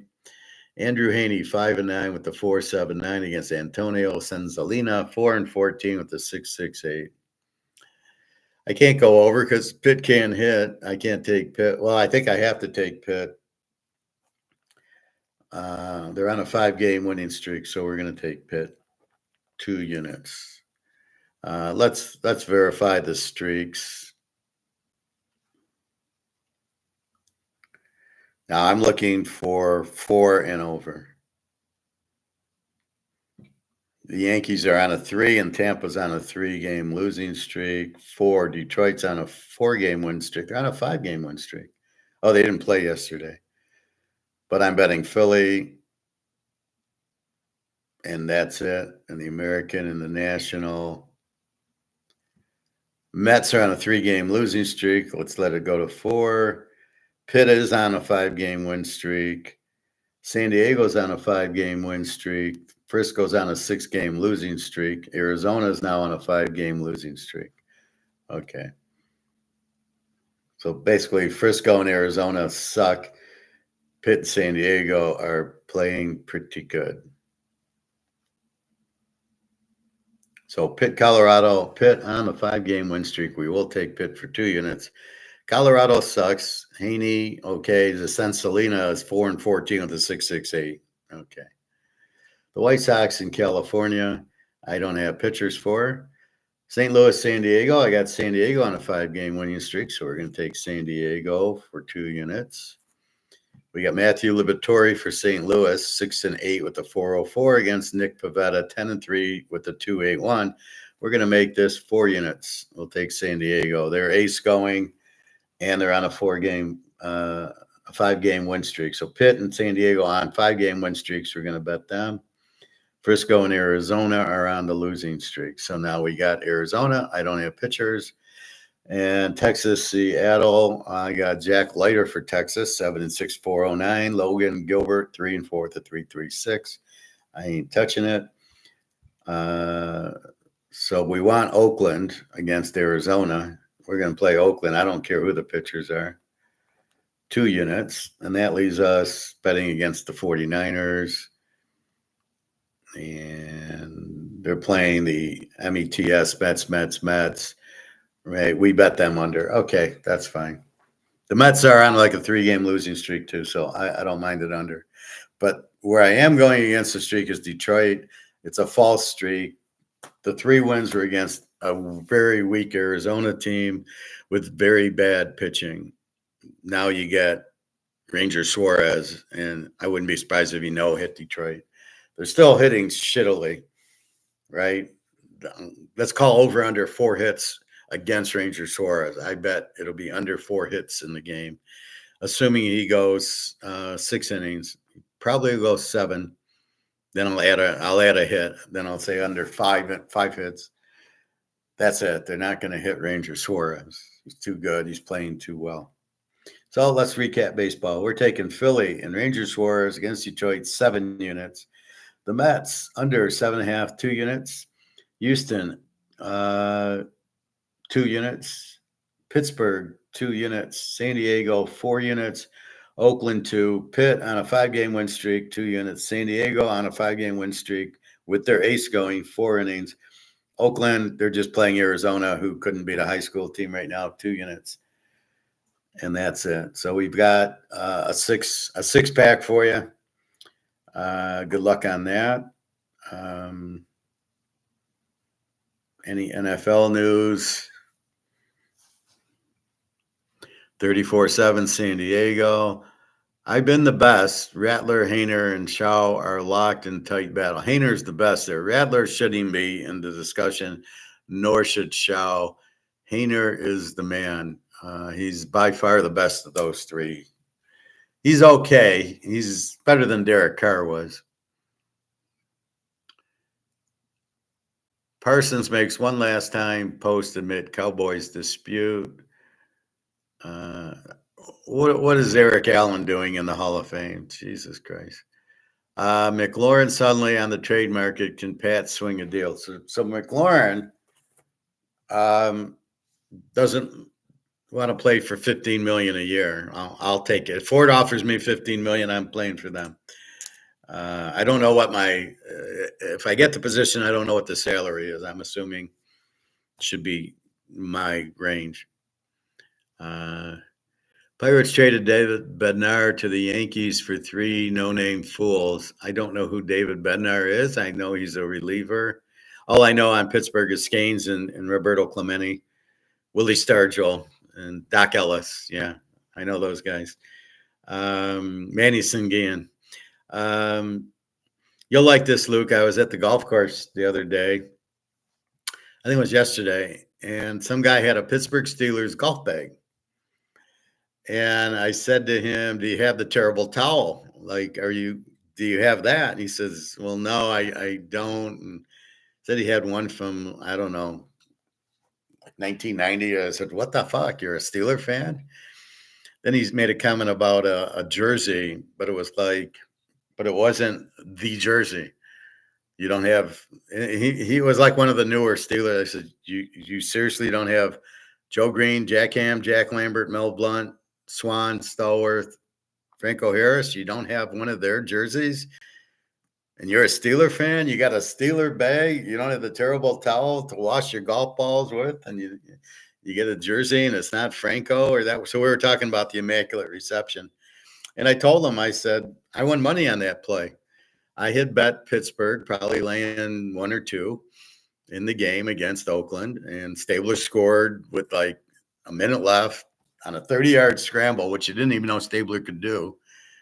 And Mel Blount always got locked into the receiver. He couldn't see if the guy was running. He couldn't feel that. In other words, he should hear the fans going that something's going on, but he didn't want to. He stayed on his receiver. And anyway, so Stabler scores. And then so on the Immaculate Reception, it was like 10 seconds left in the game, and I'm laying 1 or 2 points. So I'm fucked. I think I'd have been okay if they would have got a field goal, but they were at their own 30. And then they ran the play, and I won on the play. It was unbelievable. And not only did the Steelers won, but the Teaserking won. And back then it was 72. There was I didn't know about teasers. My dad told me about teasers in 74, 75. And I made the comment, I don't need teasers. And then I started looking into them and then realized how I could take advantage of the 6 points. And I figured out if I should take the 6 or give the 6. So in the Oakland-Miami game, I would have teased the dog, whoever the dog was. But I would have played Pitt over Miami, over Oakland in the championship game in '74, because there's no way Oakland could possibly get up and play Pittsburgh after playing Miami in the game of the century, where they left all their emotion, and the way they won it, Oakland was going to be flat the next week. So I would not have teased that, but I think Oakland was the favorite in the game. So I would have teased Pitt as the dog, and that would have been a joke. But it was very unfair for Oakland. I think they were the top seed. They got the home field, but they had to play Miami and then Pittsburgh, and Miami had been to 3 straight Super Bowls. So that's what you have. But so once I knew about teasers in the mid '70s, and then I figured it out. I still didn't have it all figured out, but I started to, and that's really what you do. And that's what I bitch about at the job. Like, let me learn the job. At Tenneco, hit the ground running. I'm looking at them like, well, I got to know what the hell you guys do. I don't know Tenneco. I'm not working here. I can't just go into a company that I've never worked at, don't understand your systems or anything, and just do it. Look at our budget and break it out by manager. How the fuck can I do that? I don't know what what are you doing? Are the managers doing something different this year? Because if I only have a $30 million budget, but the managers they each one in their own bucket went to 50 million. Well, I can't do that because I only got 30 million to play with. So you can't just walk in and do. So in teaser world, I started doing it, and then I learned better ways, and then I understood why I lost. And I tell you that 1980, the Rams with Eric Dickerson went to New England. It must have been 80. I think he was a rookie in 82 or 83. I got his rookie card. Let's say it's 83. And the Rams go to New England. And so I bet the Rams. It was -7. I made them -1, and New England wins. And I said to them, I was so pissed. And I said, why did I take the Rams there? And that's where I came into home and road, home favorite, home dog, road favorite. Were the Rams good? They had to go East Coast. Dickerson didn't run well. And it was a close game. It was like 24-20 or something. So it was like hold the lead, and then New England scored to win it. I think Bledsoe was the quarterback, or the other guy. No, it wouldn't have been. This was in the 80s. And so you're just sitting there, and that's how you evolve, is you ask the question. In other words, if the Titanic sinks, I'm asking, well, why did the Titanic sink? Oh, they hit an iceberg. And that's what you got to do. Why is the dollar collapsing? Because they're printing too much of it. So if you can get to that stage of asking the question, why? What's going on? Why is this happening? Why is that happening? So when I'm at Mercedes, why is this going? Why is there? So I'm looking at the general ledger. There's a $4 million expense in it. Why is there a $4 million expense? Oh, I went up to the controller. It's an error. It shouldn't be all yours. It should have been split out. Why did it all come to me? Okay, fine. Clean it out. Take care of it. So I tell my boss there's a $4 million error. So if you're looking at total numbers, be careful. This is not all ours. And that's what she liked about me. Now, does that work for every manager? I don't know, but it worked for her. She liked that I'm informing her, letting her know what's going on. And she was like, I don't know what you're doing, but just keep doing it. Like, because I would go into the ledger every day and just make sure what's hitting it. I'm keeping our books clean, which she asked me to do, which I was kind of bored anyway. So I did it regardless. But why did the Lions lose 34-7 yesterday? That's the question. So how do we analyze that? Okay. Their quarterback threw 2 picks. Allen, I don't know which Allen it is, the guy from Arkansas or from somebody else. They've got Hooker confused because he's now trying to run. So he gets to the outside and he's running. Why are you running Hooker? He's a great thrower. He's a great quarterback. He's got a good arm. At least at Tennessee, in that Alabama game, he put it right on these guys. So I'm wondering why you're running Hooker. He's a quarterbacks, and now I'm wondering about the offensive coordinator. He doesn't even recognize what his players can do. Their defense gave up all these points to Trey Lance. You didn't blitz them. I think I did see a blitz near the end of the half. Your defense sucks. Granted, it's third and fourth string. What are they doing out there? Then you should maybe have your second and third string out there. We don't want to get injuries. Okay, so you're going to lose 34-7, and then nobody can get hurt. And how does that prepare you for anything? So you start looking, why was Trey Lance that good? Is he really – we know he's really not that good. What was Oogly Boogly doing on the field? Why is he even in uniform? Then you wonder about the GM having his head up his ass. He's already screwed up on Brock Bowers, so now he's got this. What the fuck are you doing? And then you have Lions, shitty defense. These guys all could play. You had a bunch of injuries last year, and you went with these third and fourth stringers, and they sucked. Look at the Washington game. So therefore, you need to find guys that can play. And if these guys suck, what are they in the game for? So the other guys don't get hurt? What kind of crap is that? So when you look at it, you realize Detroit's defense still sucks. Their offense is now sucky. Your backup quarterback should be going in. Look at Earl Morrow when Greasy went down and when Unitas went down. Well, in the Baltimore game, he paid off, Earl Morrow. In the Miami game, he actually played. So you look at that, and then you look at, you look at what's going on. Why are they losing? So you asked, we had the Atlanta ace going yesterday, and it was a 12-11 game. I looked in the box score. What's going on? So I looked, and it was who are they playing? Atlanta. Atlanta had a guy hitting 180 who went 4 for 6 and drove in 4 runs.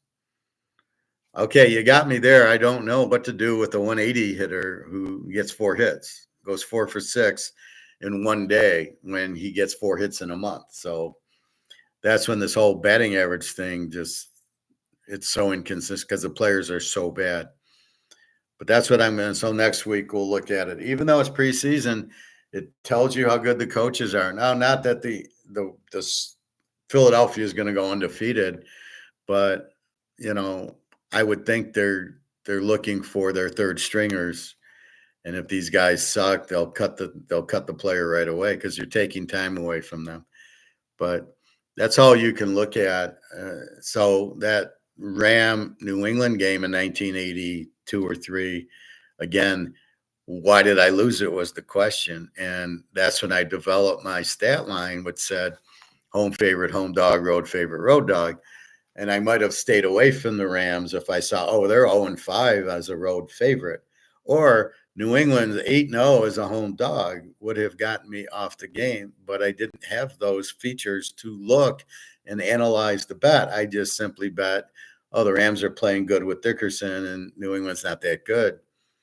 The other game was the Philadelphia-Cincinnati game with Boomer Esiason. I'm sitting in Caesar's Palace in my room in the mid-'80s, and I've had a perfect day, and it's down to this Philadelphia-Cincinnati game. I played Philadelphia even. Spread was 6. I played it even, and Cincinnati wins it at the last second, like 28-27 or whatever. So I lost. And again, it was like, why did I make this stupid? Why didn't I take Cincinnati with Boomer Esiason and 12 points? Obviously, it would have won, but obviously, you know that after the game's over. So that's how you think. You got to think, why did I lose? This is more important than why I won.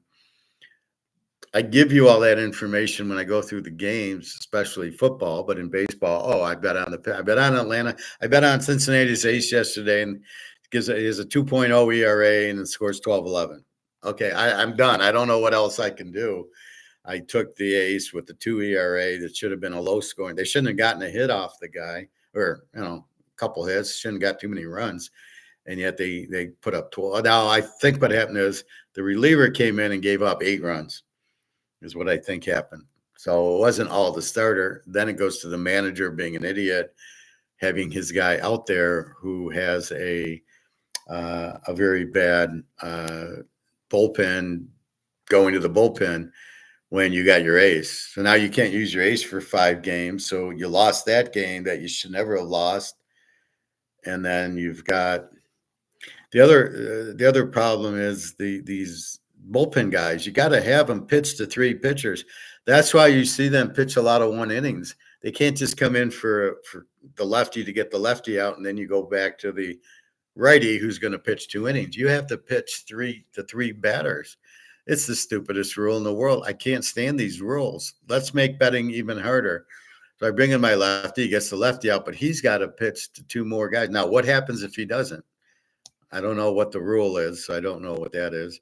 I don't like this pitch clock. I think that's ridiculous.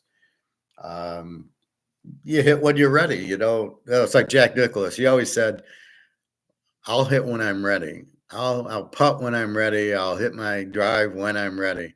And if I'm not ready, I'm not hitting it. Could you imagine him now pitching and on a time clock? You got 10 seconds, Jack. I'm not ready. I'm not pitching. I mean, I'll walk the guy before I pitch when I'm not ready. So the game has gotten really bad. The players are horrible. You have very few major league in baseball. You have a little bit more major leaguers in football. Basketball is just absolutely sucks. And that's what you got. So that's what we try to look for is the cream in football. Oh, we'll bet Mahomes. Thank you very much. Oh, Joe Burrow. Yeah, they're going to put up 40 points. Oh, the Philadelphia defense. Yeah, we can bet them no matter who their coach is. And so you go through the teams. But what I watched, San Diego's not that good. They beat a bad Lions team. Now I don't know if the Lions will win 8 games. You have problems with your coordinators. They're new. Why aren't the starters out there? You have to get the rep. You cannot get the reps in practice because they got to react to the other team's defense. So they open with who? They open with Green Bay. You've got to get them so they can recognize Green Bay's defense, and the offensive coordinator has to know what to call. He's not getting that in practices. You know who they're practicing against? They're practicing against their own defense. And they don't know the Green Bay defense because Green Bay doesn't know it. They're going to call whatever. Oh, they're going to practice against who? Buffalo or Cincinnati or Cleveland. That doesn't help you. That's practice. You've got game. You've got to have blitzes. You've got to have them in pads and not in T-shirts. You got to have tackling. Well, we don't want to get anybody hurt. Then why don't you all go fucking play flag football or touch football? Go play that because you'll probably still get hurt in that. And that's my objection. So what the fuck are you doing? It really makes no sense. So anyway, that's my point with that. So you're okay. Spagnuolo and Andy Reid are fine because they know how to. They're the coordinators. Okay, fine. You got Mahomes. You're in good shape. You got Joe Burrow. You probably don't need your offensive coordinator to look at Joe Burrow and Chase. All right, they know what they're doing. Minnesota, if you don't play J.J. McCarthy, and we'll watch the box score next week, you're fucked. This guy has had 2 knee operations, one in Michigan and then one last year. He can't go a whole year. Who's your backup? You better play McCarthy in the preseason because he's got to know him and the offensive coordinator got to get together. He's not very good. He's good at handing off, and that's about it. I don't see him doing anything. I didn't see him do anything at college but hand off, and he got injured. He got injured in the Penn State game. He got injured the first year. Always injured. You can't really count on him. Against Washington, all he did was hand off in the championship game. The guy had 4 long 40-yard runs. That's how they beat Washington. McCarthy didn't do anything. I can't believe he got drafted in the first place, and I can't believe that they chose him over Darnold. It's Minnesota. Oh, wait. They've had Fran Tarkenton, Tommy Kramer. Oh, then they went to Kirk Cousins. To tell me where Minnesota knows about a quarterback because they haven't had a good quarterback in their whole history. They started in the 60s, and Tarkenton was there and back and there again, and he sucked, and they lost 4 Super Bowls. Oh, yeah, Joe Cab. They lost 3 with Tarkington, and they lost a couple other big games with Tarkington. The Orange game with Drew Pearson and Dallas. Why was that game close? Why didn't you knock Drew Pearson off the line? Why did you have one-on-one coverage deep? Why didn't you blitz Staubach? What the fuck were you guys doing? So they've never been one to identify good quarterbacks. So I wouldn't count on him to be anything. So we'll look around the team, but that's what I'm looking for. I'm looking for right now the defenses. And I don't care if their first string isn't playing, you better get them out there. And if they're not out there, I don't think they're going to just week one be there. So Detroit, as soon as I was watching the game, I go, I'm betting Green Bay, Detroit over.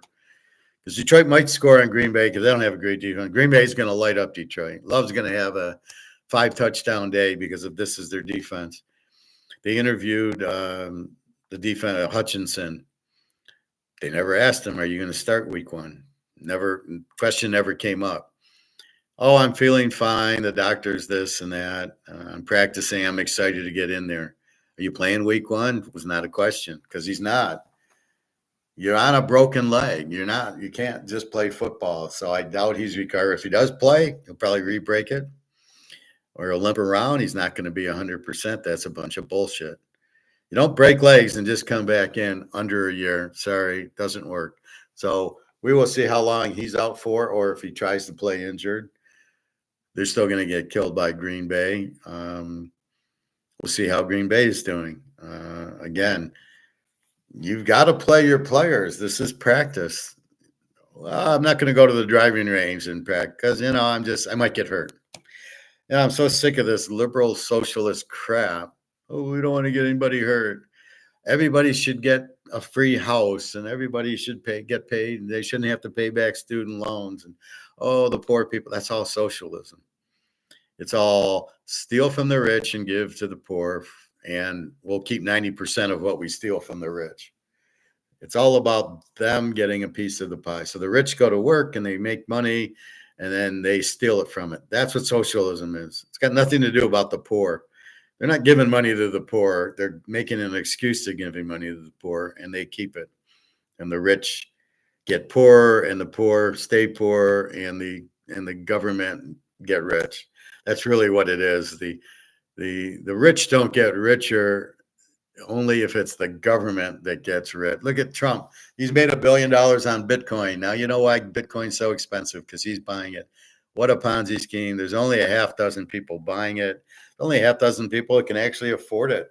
Can you afford $117,000 on a Bitcoin? And if you can, are you buying one? I mean, is anybody in my class buying a Bitcoin? You got 117,000 you can waste on a Bitcoin, and I'm going to yell at you for why don't you buy gold? You can buy about 40 ounces of gold, which is going to go from 3,400 to 10,000. Wouldn't that be more prudent to triple your money than put it in Bitcoin? You're never going to triple your own money. And you're still going to be on the Titanic in the paper. So again, if you're buying Bitcoin at 117, we need to talk. You need to buy gold and silver because that's what's going up, because that's real and not the paper. You're still in the paper. Bitcoin, you're still in this. Stablecoin, you're still in this. And we all know what this is. This is worthless junk. That's the bottom line because Stone Cold says so. I've been watching some Hulk Hogan things. I don't know. There's one that was titled FBI, and it didn't make any sense. They never said what the FBI found this in the Hogan house, and you watch the video, and there's no, they never said anything. Apparently, he was in the hospital, and they called the family in like he's going to die, is what I heard. How real it is, I don't know. This is the problem with these videos. You don't know if it's real or not, but that's what you knew was that's what he did. I don't know if it was problems with surgery, if it was his neck, if it was a tumor, if it was what do you call it, a stroke. I'm not sure. He had a disease that they knew he was going to die on. That's all we know. And now you got everybody and their grandmother coming out saying, "Well, I really hated Hulk Hogan. He was this and he was that." The Undertaker and McMahon and all these people coming out throwing bullshit on him when he can't answer. Where was this when he was alive? No, you wait till he dies, and then you come out with all this shit that he can't corroborate. So what the fuck? I hate people like that. You tell them to their face, and when they're alive and they can defend themselves. Um, anyway, so if you want, there's some Hogan stuff out. Let's go to the videos and saw what I saw yesterday.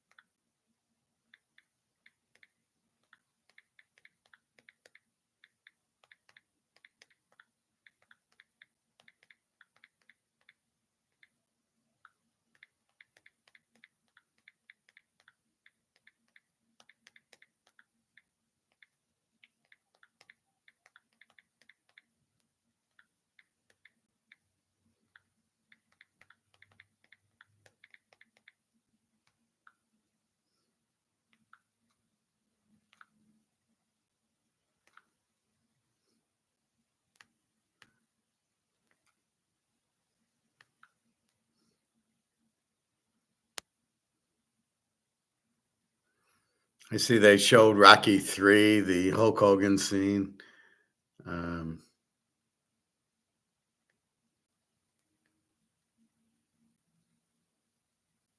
I love this one. A tiger takes on a bear.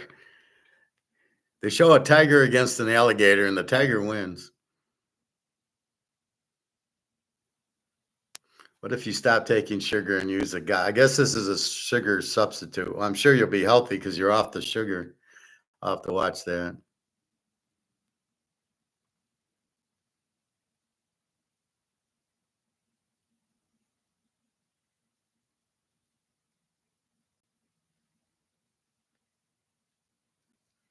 Trump collapses the job market.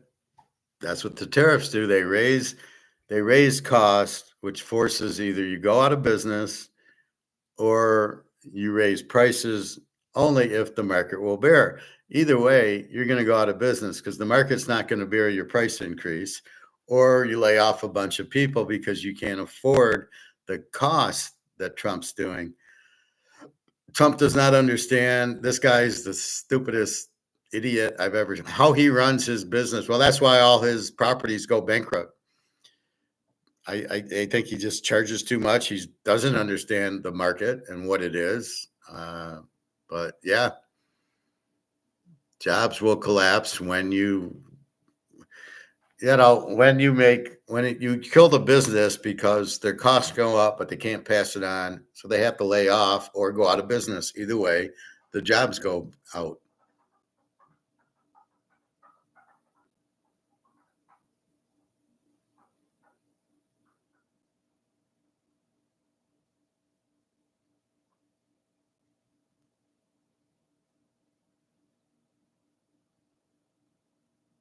Well, here's an interesting one.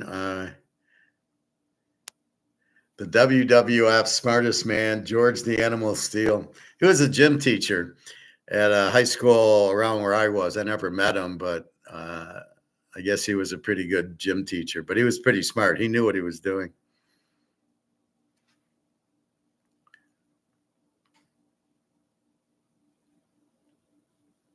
Don't ever listen to this Richard Wolff. He's a communist, and we don't like him.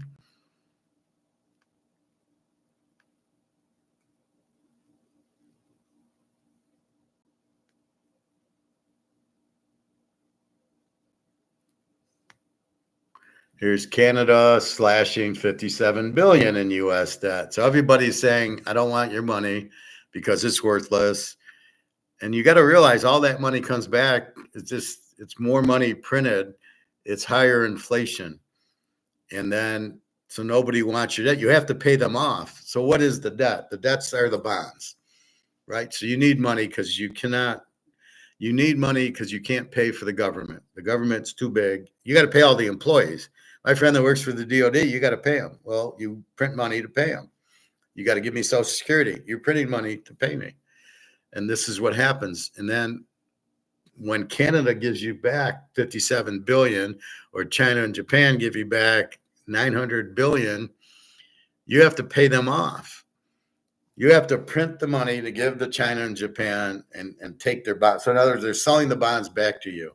So if you buy a bond, let's say you buy a GM bond, right? You say, I'll buy a 5-year GM bond at $10,000 and I'll get 12,000. I'll make 2,000 on it. I don't know why people would do that. It's the stupidest thing to do. But then you need the money. So about 2 years later, you need the money. I need my 10,000 back. All right, I'll make $100 on it. You give it back to GM. GM has to give you the money back because it's an IOU. So you go, you buy the bond. If you give them back the bond, they owe you the money. So how is the U.S. paying this? This is the point. They've given trillions back to China and Japan, and now here's 57 billion to Canada. So where do we get the money to pay Canada back? We don't have it. This is why we're broke. Everybody doesn't want the bonds. They want to cash the bonds in for the money. You got to get the money. Where are you getting the fucking money from? The only way you can, you got to print the money. Well, you can't print the money. The money is worthless. So I'm going to give you 57 billion of monopoly money. And you're going to go buy gold with the monopoly money because you'd rather own gold than own treasuries, which is playing right into our hands. Good. That'll raise the price of gold up, which is what we want. This is why we're not in bonds and we're not in stocks and we're not in bullshit monopoly money. People don't understand. I'll tell Jenna, well, I got to go to the bank. Well, why don't you have your money in the bank? Because I don't trust that it'll be there. My money is in my safe. And then if like now I needed to go to the bank, I take a couple hundred out, put it in my checking account, and off I go. That's what I'm looking at. So that's the whole point of it. So every time these people want to pay back the bonds, slashing U.S. debt, U.S. has to pay for it. But you can't because your money's worthless. This has no value. This has no value, as I say. They have no value. They might have a 5 on it. This one might have 100 on it. There's no value. They're not worth anything. The 100 is not worth anything. Oh, it's worth $100. Okay, what's $100 worth? Chips at the grocery store? Well, it's $3 now for Doritos. Fuck, $3. It used to be like 79 cents. It's $3 for 2 ounces of Doritos. Well, they're raising their price. No, your dollar is worth shit. It takes $3 to buy a little fucking bag of Doritos because the dollar is not worth it. It takes 3 of them to buy the Doritos, where before you need 50 cents. And I've already read you my thing where Coke and Pepsi was 10 cents for a can in 1971, 72. And now it's $3 for a can. Gold, $35 is now $3,400. What's the math on that? 20,000% increase on inflation. And yes, again, that's how you do it. You go back to 71, $35, $3,400. At 3,500, it's what, 10,000 or 100,000% return? Because it's every $35 is 100%. So 70 is 100%. 105 is 200%. And on and on and on. And you keep adding the 35s till you get to 3,500. That's your inflation rate, because you go back to when you started inflating the money in 1971. Sorry, but that's how you do it. Not my call, but it's what that's how you get to reality. A house was 4,500 is now 500,000. No, the car was 4,500 is now 50,000, and the house was 25,000 is now 500,000. That's your inflation, not 2%, 3%. The 2% for me with Social Security. Well, you get a 2% increase because there's only 2% of inflation, and you're like, no, morons. It's not 2%. It's not year over year. My Social Security should be like $50,000 a check if you really converted inflation to it. So that's the thing. So when they ask for the debt, what they're saying is, I want to give you back the bond. I want money. And we don't have the money. We have to print it. All right, let's go into my like videos.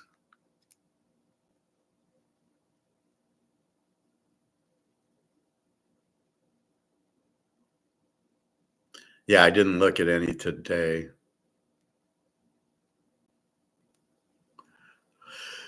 U.S. troops to Ukraine.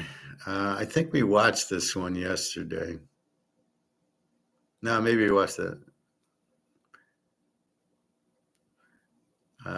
War is coming. War is not coming. We don't have a military. We have some ships. We have some planes. We don't have military. We don't have army.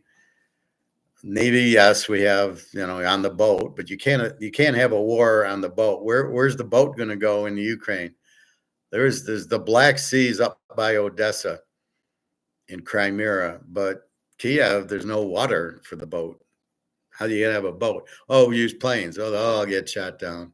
We'll use droids. Now they're going to get shot down.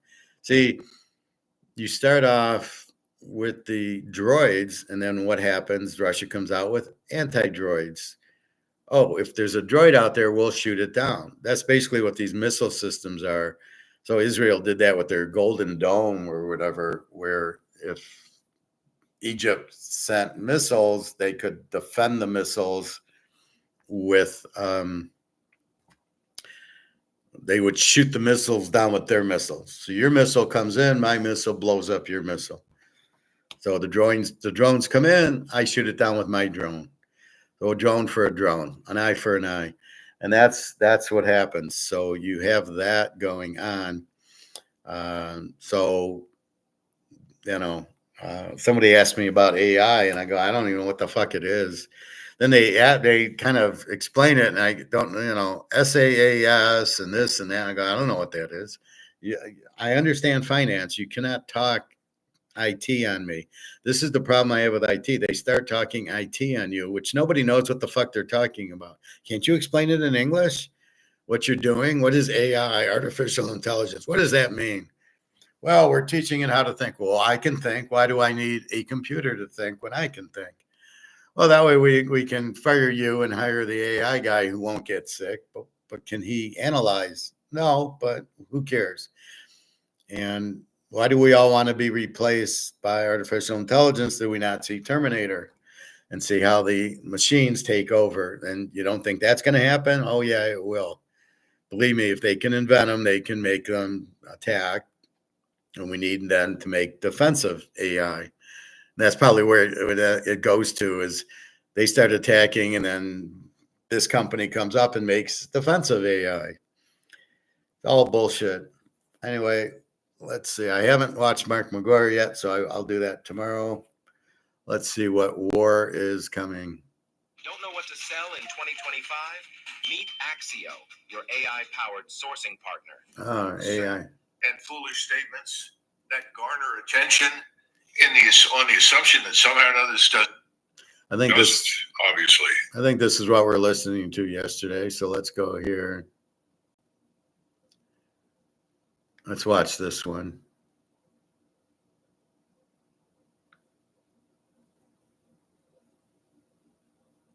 I think he believes that he's God. Whatever he says is right and proper and accurate. He glosses over the fact that this war Trump. would not have ever happened if it were not for the United States. And the decisions that were taken in 2014 through the Obama administration and subsequently through his own to build up Ukraine into this existential threat to Russia's security. So bottom line is the first lie is, well, he just keeps on killing people. No, he's being compelled to fight this war, and he has no choice but to continue to fight it until he's achieved his objectives. And it's not as though we ever sat down and listened to what Russia's legitimate national security interests are, or that we even care to listen. The second thing is, well, he could be so rich, he's spending all this money. We're the ones that are spending all the money. We have the $1 trillion defense budget. And that's not all that we spend on these wars. You've got to look at the foreign aid. You've also got to look at the intelligence agencies, the budgets, the black budget. You're looking at enormous quantities of money that are squandered routinely all over the world, not just in Ukraine and the Middle East. And it's all about subverting other people's governments, undermining other people's legitimacy. So he's not even in touch with reality. And it all goes back to this underlying assumption. That is that Russia is weak. You remember, it's always about, well, we're the liberal Democrats, we're good people, and he's an authoritarian, a dictator. Well, give me a break. When's the last time we saw the ballot box really work for the American people? The lesson from the Trump administration thus far is that the ballot box is broken and is totally meaningless. It doesn't make any damn difference who you vote for. You get the same terrible outcome. So forget all that stuff. The second part is, well, he's an authoritarian. Well, the Russians are actually thriving. Their economy is in far better condition than ours is. What have we done that singles us out and distinguishes us? We've stolen $600 billion of sovereign national wealth from Russia. And if you're going to steal $600 billion from the country, what do you expect in terms of cooperation from the government? I mean, the whole thing is preposterous. It's nonsense. I think he's completely out of touch with reality. And I think that he's going to get a dose of reality shortly if he's not careful, because the Russians are not going to roll over for him under any circumstances. Both he and the president are puppets in the same theater. This is what people don't understand. Look at the people that surround President Trump. Look at the people that contributed to his campaign to elect him to office. They are driving policy. They are driving it in the Middle East. They are driving it in Europe. They want Russia to be destroyed. Now, Russia is not going to be destroyed. That's very obvious. But the same people are unwilling under any circumstances to admit that they may have miscalculated, that they may have been wrong. And you know who is very uncomfortable ever admitting that he's wrong about anything is Donald Trump. So Donald Trump is much more at ease, threatening and bullying. These three states just quietly pulled off something the rest of the country hasn't. I don't know how Michigan was. So Donald Trump is much more at ease, threatening and bullying than he is at stepping forward and saying, this war was a mistake. And we've got to get beyond this. And therefore, we have to have a team sit down, establish Russia's interests, what they are, and what they demand, understand clearly, and see if we can find a way to breathe life in the comatose body of this nation called Ukraine. But he's not prepared to do that. The other puppet in Kiev is going to continue to sing that song until he is dead or removed. He has no alternative. He can do nothing else, because to do something else would result in his immediate replacement by a new puppet who would sing the tune. Remember, everything is being financed, driven, directed, and orchestrated from London and Washington, D.C., and especially New York City. Who's doing it? Who are the billionaire oligarchs that are demanding these actions and pushing these policies? Whom have they purchased on the Hill? Whenever you listen to Senator Lindsey Graham speak, all you have to do is look at his donors. Where does his money come from? And all of a sudden you begin to figure out, my gosh, I guess there's a reason he says what he does. Well, the same thing is true for President Trump and this man Zelensky. It's not a clear-cut division. President Trump is an independent, free agent who thinks on his own, decides on his own, after consulting with people that are well-informed and informing himself. No, it's not that. It has never been that. How else do you go from the Trump of 2024 campaigning and talking about we've got to end these conflicts, we've got to disengage from these. We've got to promote peace and stability. I want to bring back manufacturing. I want to promote prosperity. And oh, by the way, that Epstein file needs to be released. There has to be accountability and transparency in government. What's happened to all of that? It's gone. That's a great point. Because the people that elected him are not interested in those things. And they don't give a damn about the American people or you and me or anybody else. And who are these generals that run around and make these outrageous statements? You know, just a couple of years ago, we had some Navy admiral talking about fighting and winning a nuclear war. Now we have this man, Donahue, one of the co-architects of the disaster associated with disengaging from Afghanistan, who for his incompetence has now been promoted to 4 stars. And he's now threatening the Russians over Kaliningrad, this small slice of East Prussia that was given to Stalin by FDR towards the end of the war. Well, I think that's regrettable. I'm sorry East Prussia went out of business. I'm sorry Prussia went out of business. But unfortunately, it's out. It's done. We can't reverse that now. And the Russians actually tried to sell it, by the way. Putin acts invariably in the interest of the Russian people and the Russian state. So it's not a question of personality for Putin.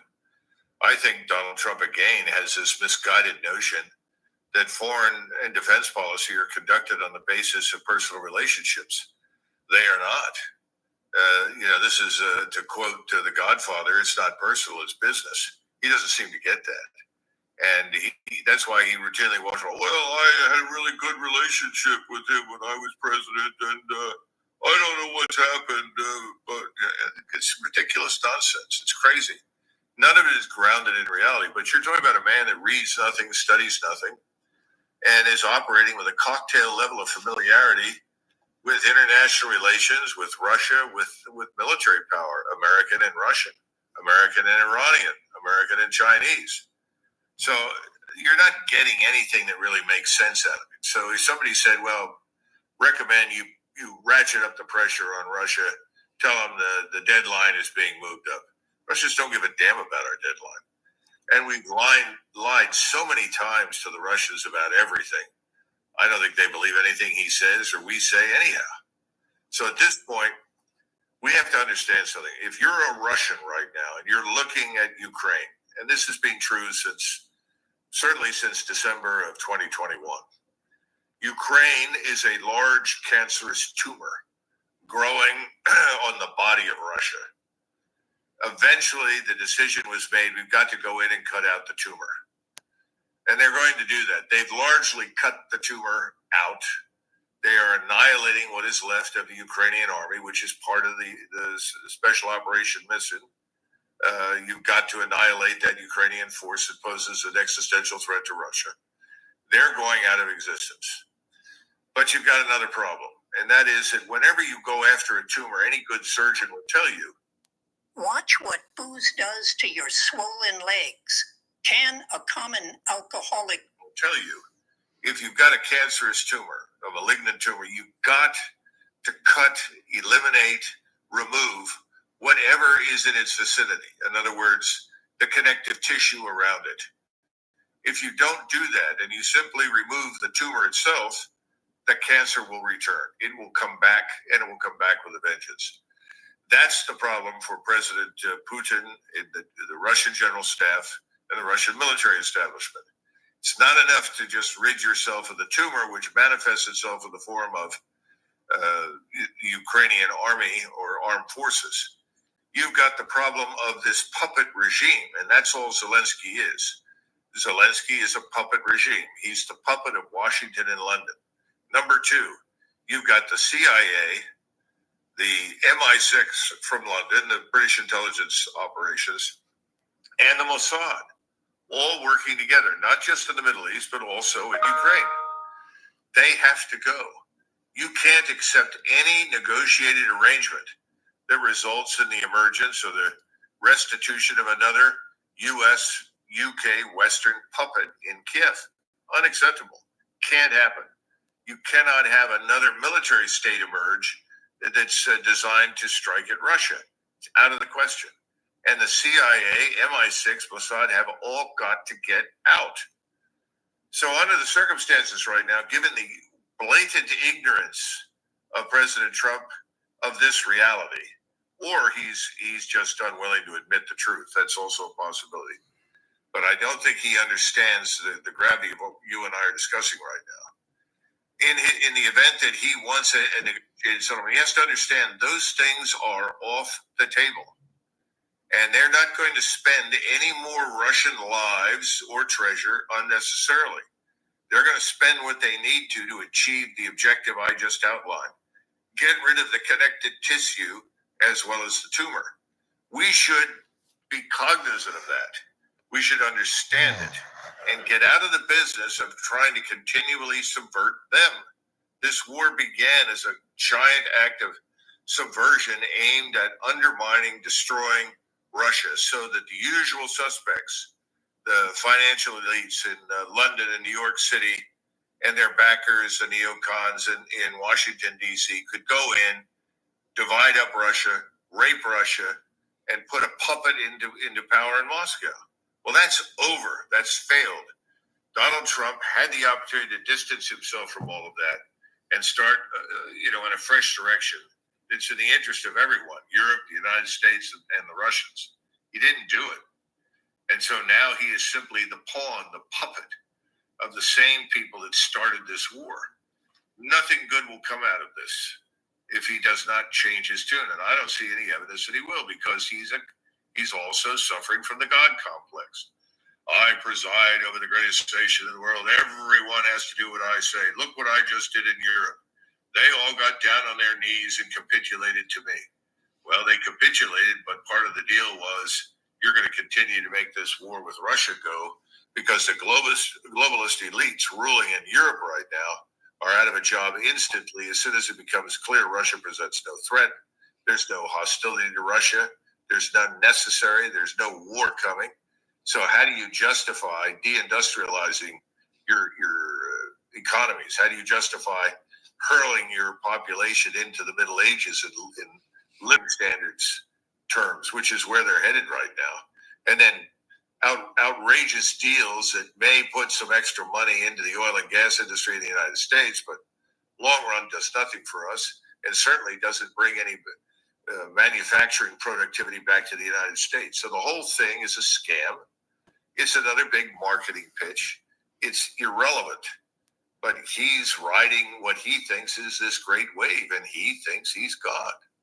When I first tried this weird little ear trick to quiet the ringing in my ears, I honestly didn't think it would work. The problem for us is that we're engaged in mischief all over the place that could put us in direct confrontation with Russia and Iran. Let's skip to the next video. So that's it.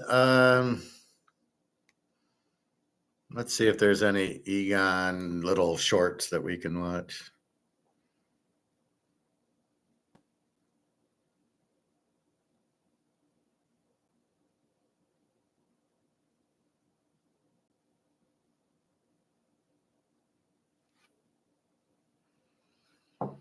"30 on the Brink" is about 30 corporations that we've already kind of looked at where their costs are too high and they can't pass the price on. This is what they don't tell you. Oh, well, just pass the price on to the consumer.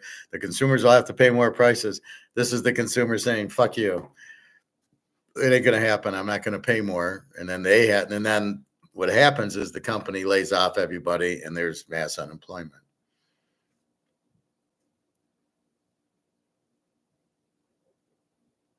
America versus Russia. Who will win? Russia by a mile.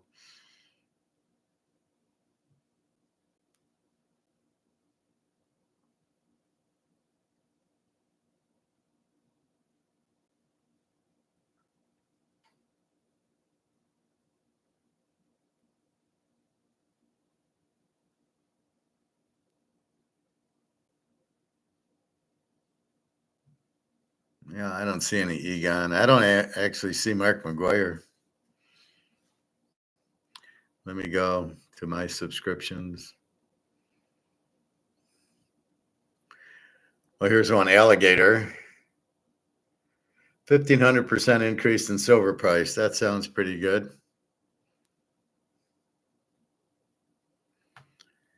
Here's Mark McGuire. Juan's path to gold. China quietly pushes Juan towards gold. That's good news for us. So I'll watch these two.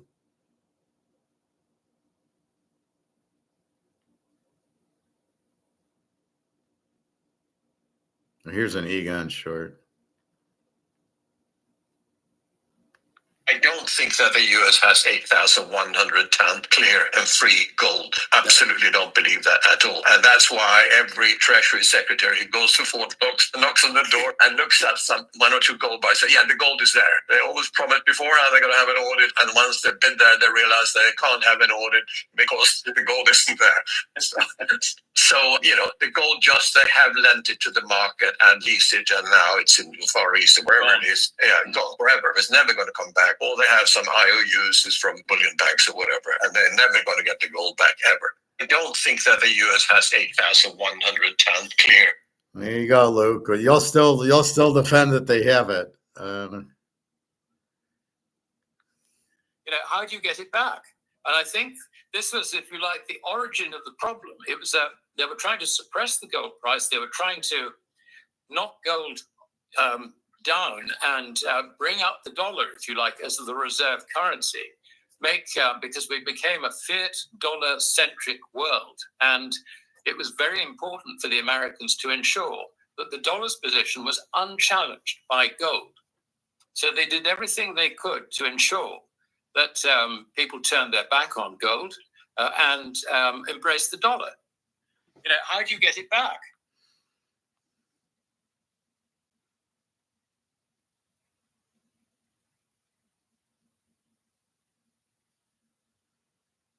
Anyway, so I'm gonna watch Mark McGuire and Alligator shortly.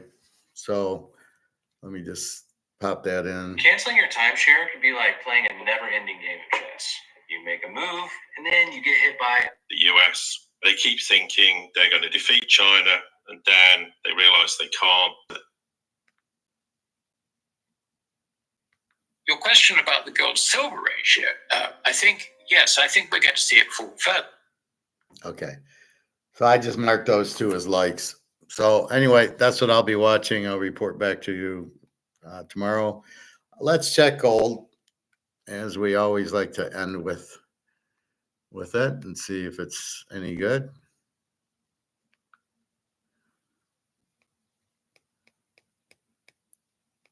Let's see if it broke 3,400.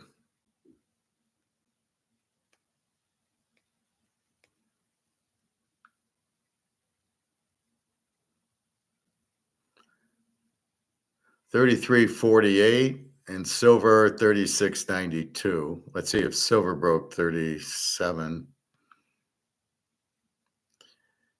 Silver's high for the day. Yes, it went up just before 10 to 37.10.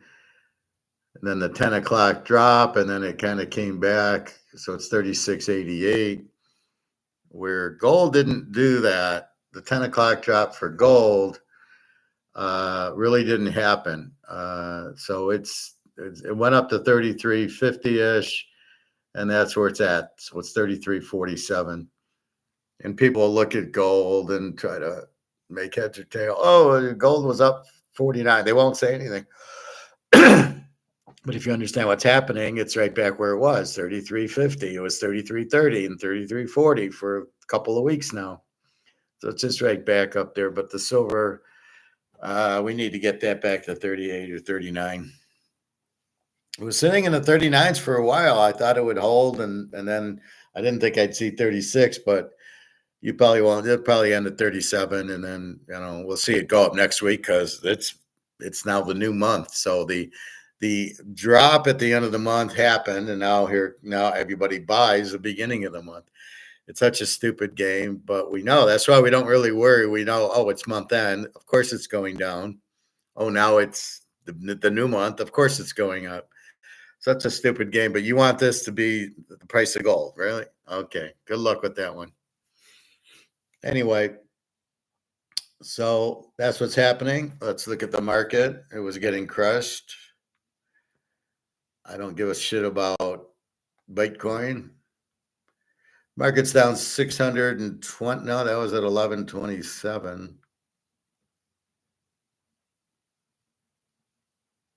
119 is still down $650 at 43,483. So we saw it at 44.9. It didn't break 45. Now it's back to 43.4. So again, you're playing with algorithms and AI and all this bullshit, not reality. This is the problem what you get when you play with bullshit. So once we get rid of this COMEX and the options, you'll never see gold go down, especially at the end of the month. It'll just keep going because nobody's going to sell it. Because if you sell it, you get back on the Titanic, and you don't want to get back on the Titanic because you know the boat's sinking. We're in the lifeboat in gold and silver. The last thing we want to do is sell our gold and silver, get back on the Titanic, and watch the boat sink.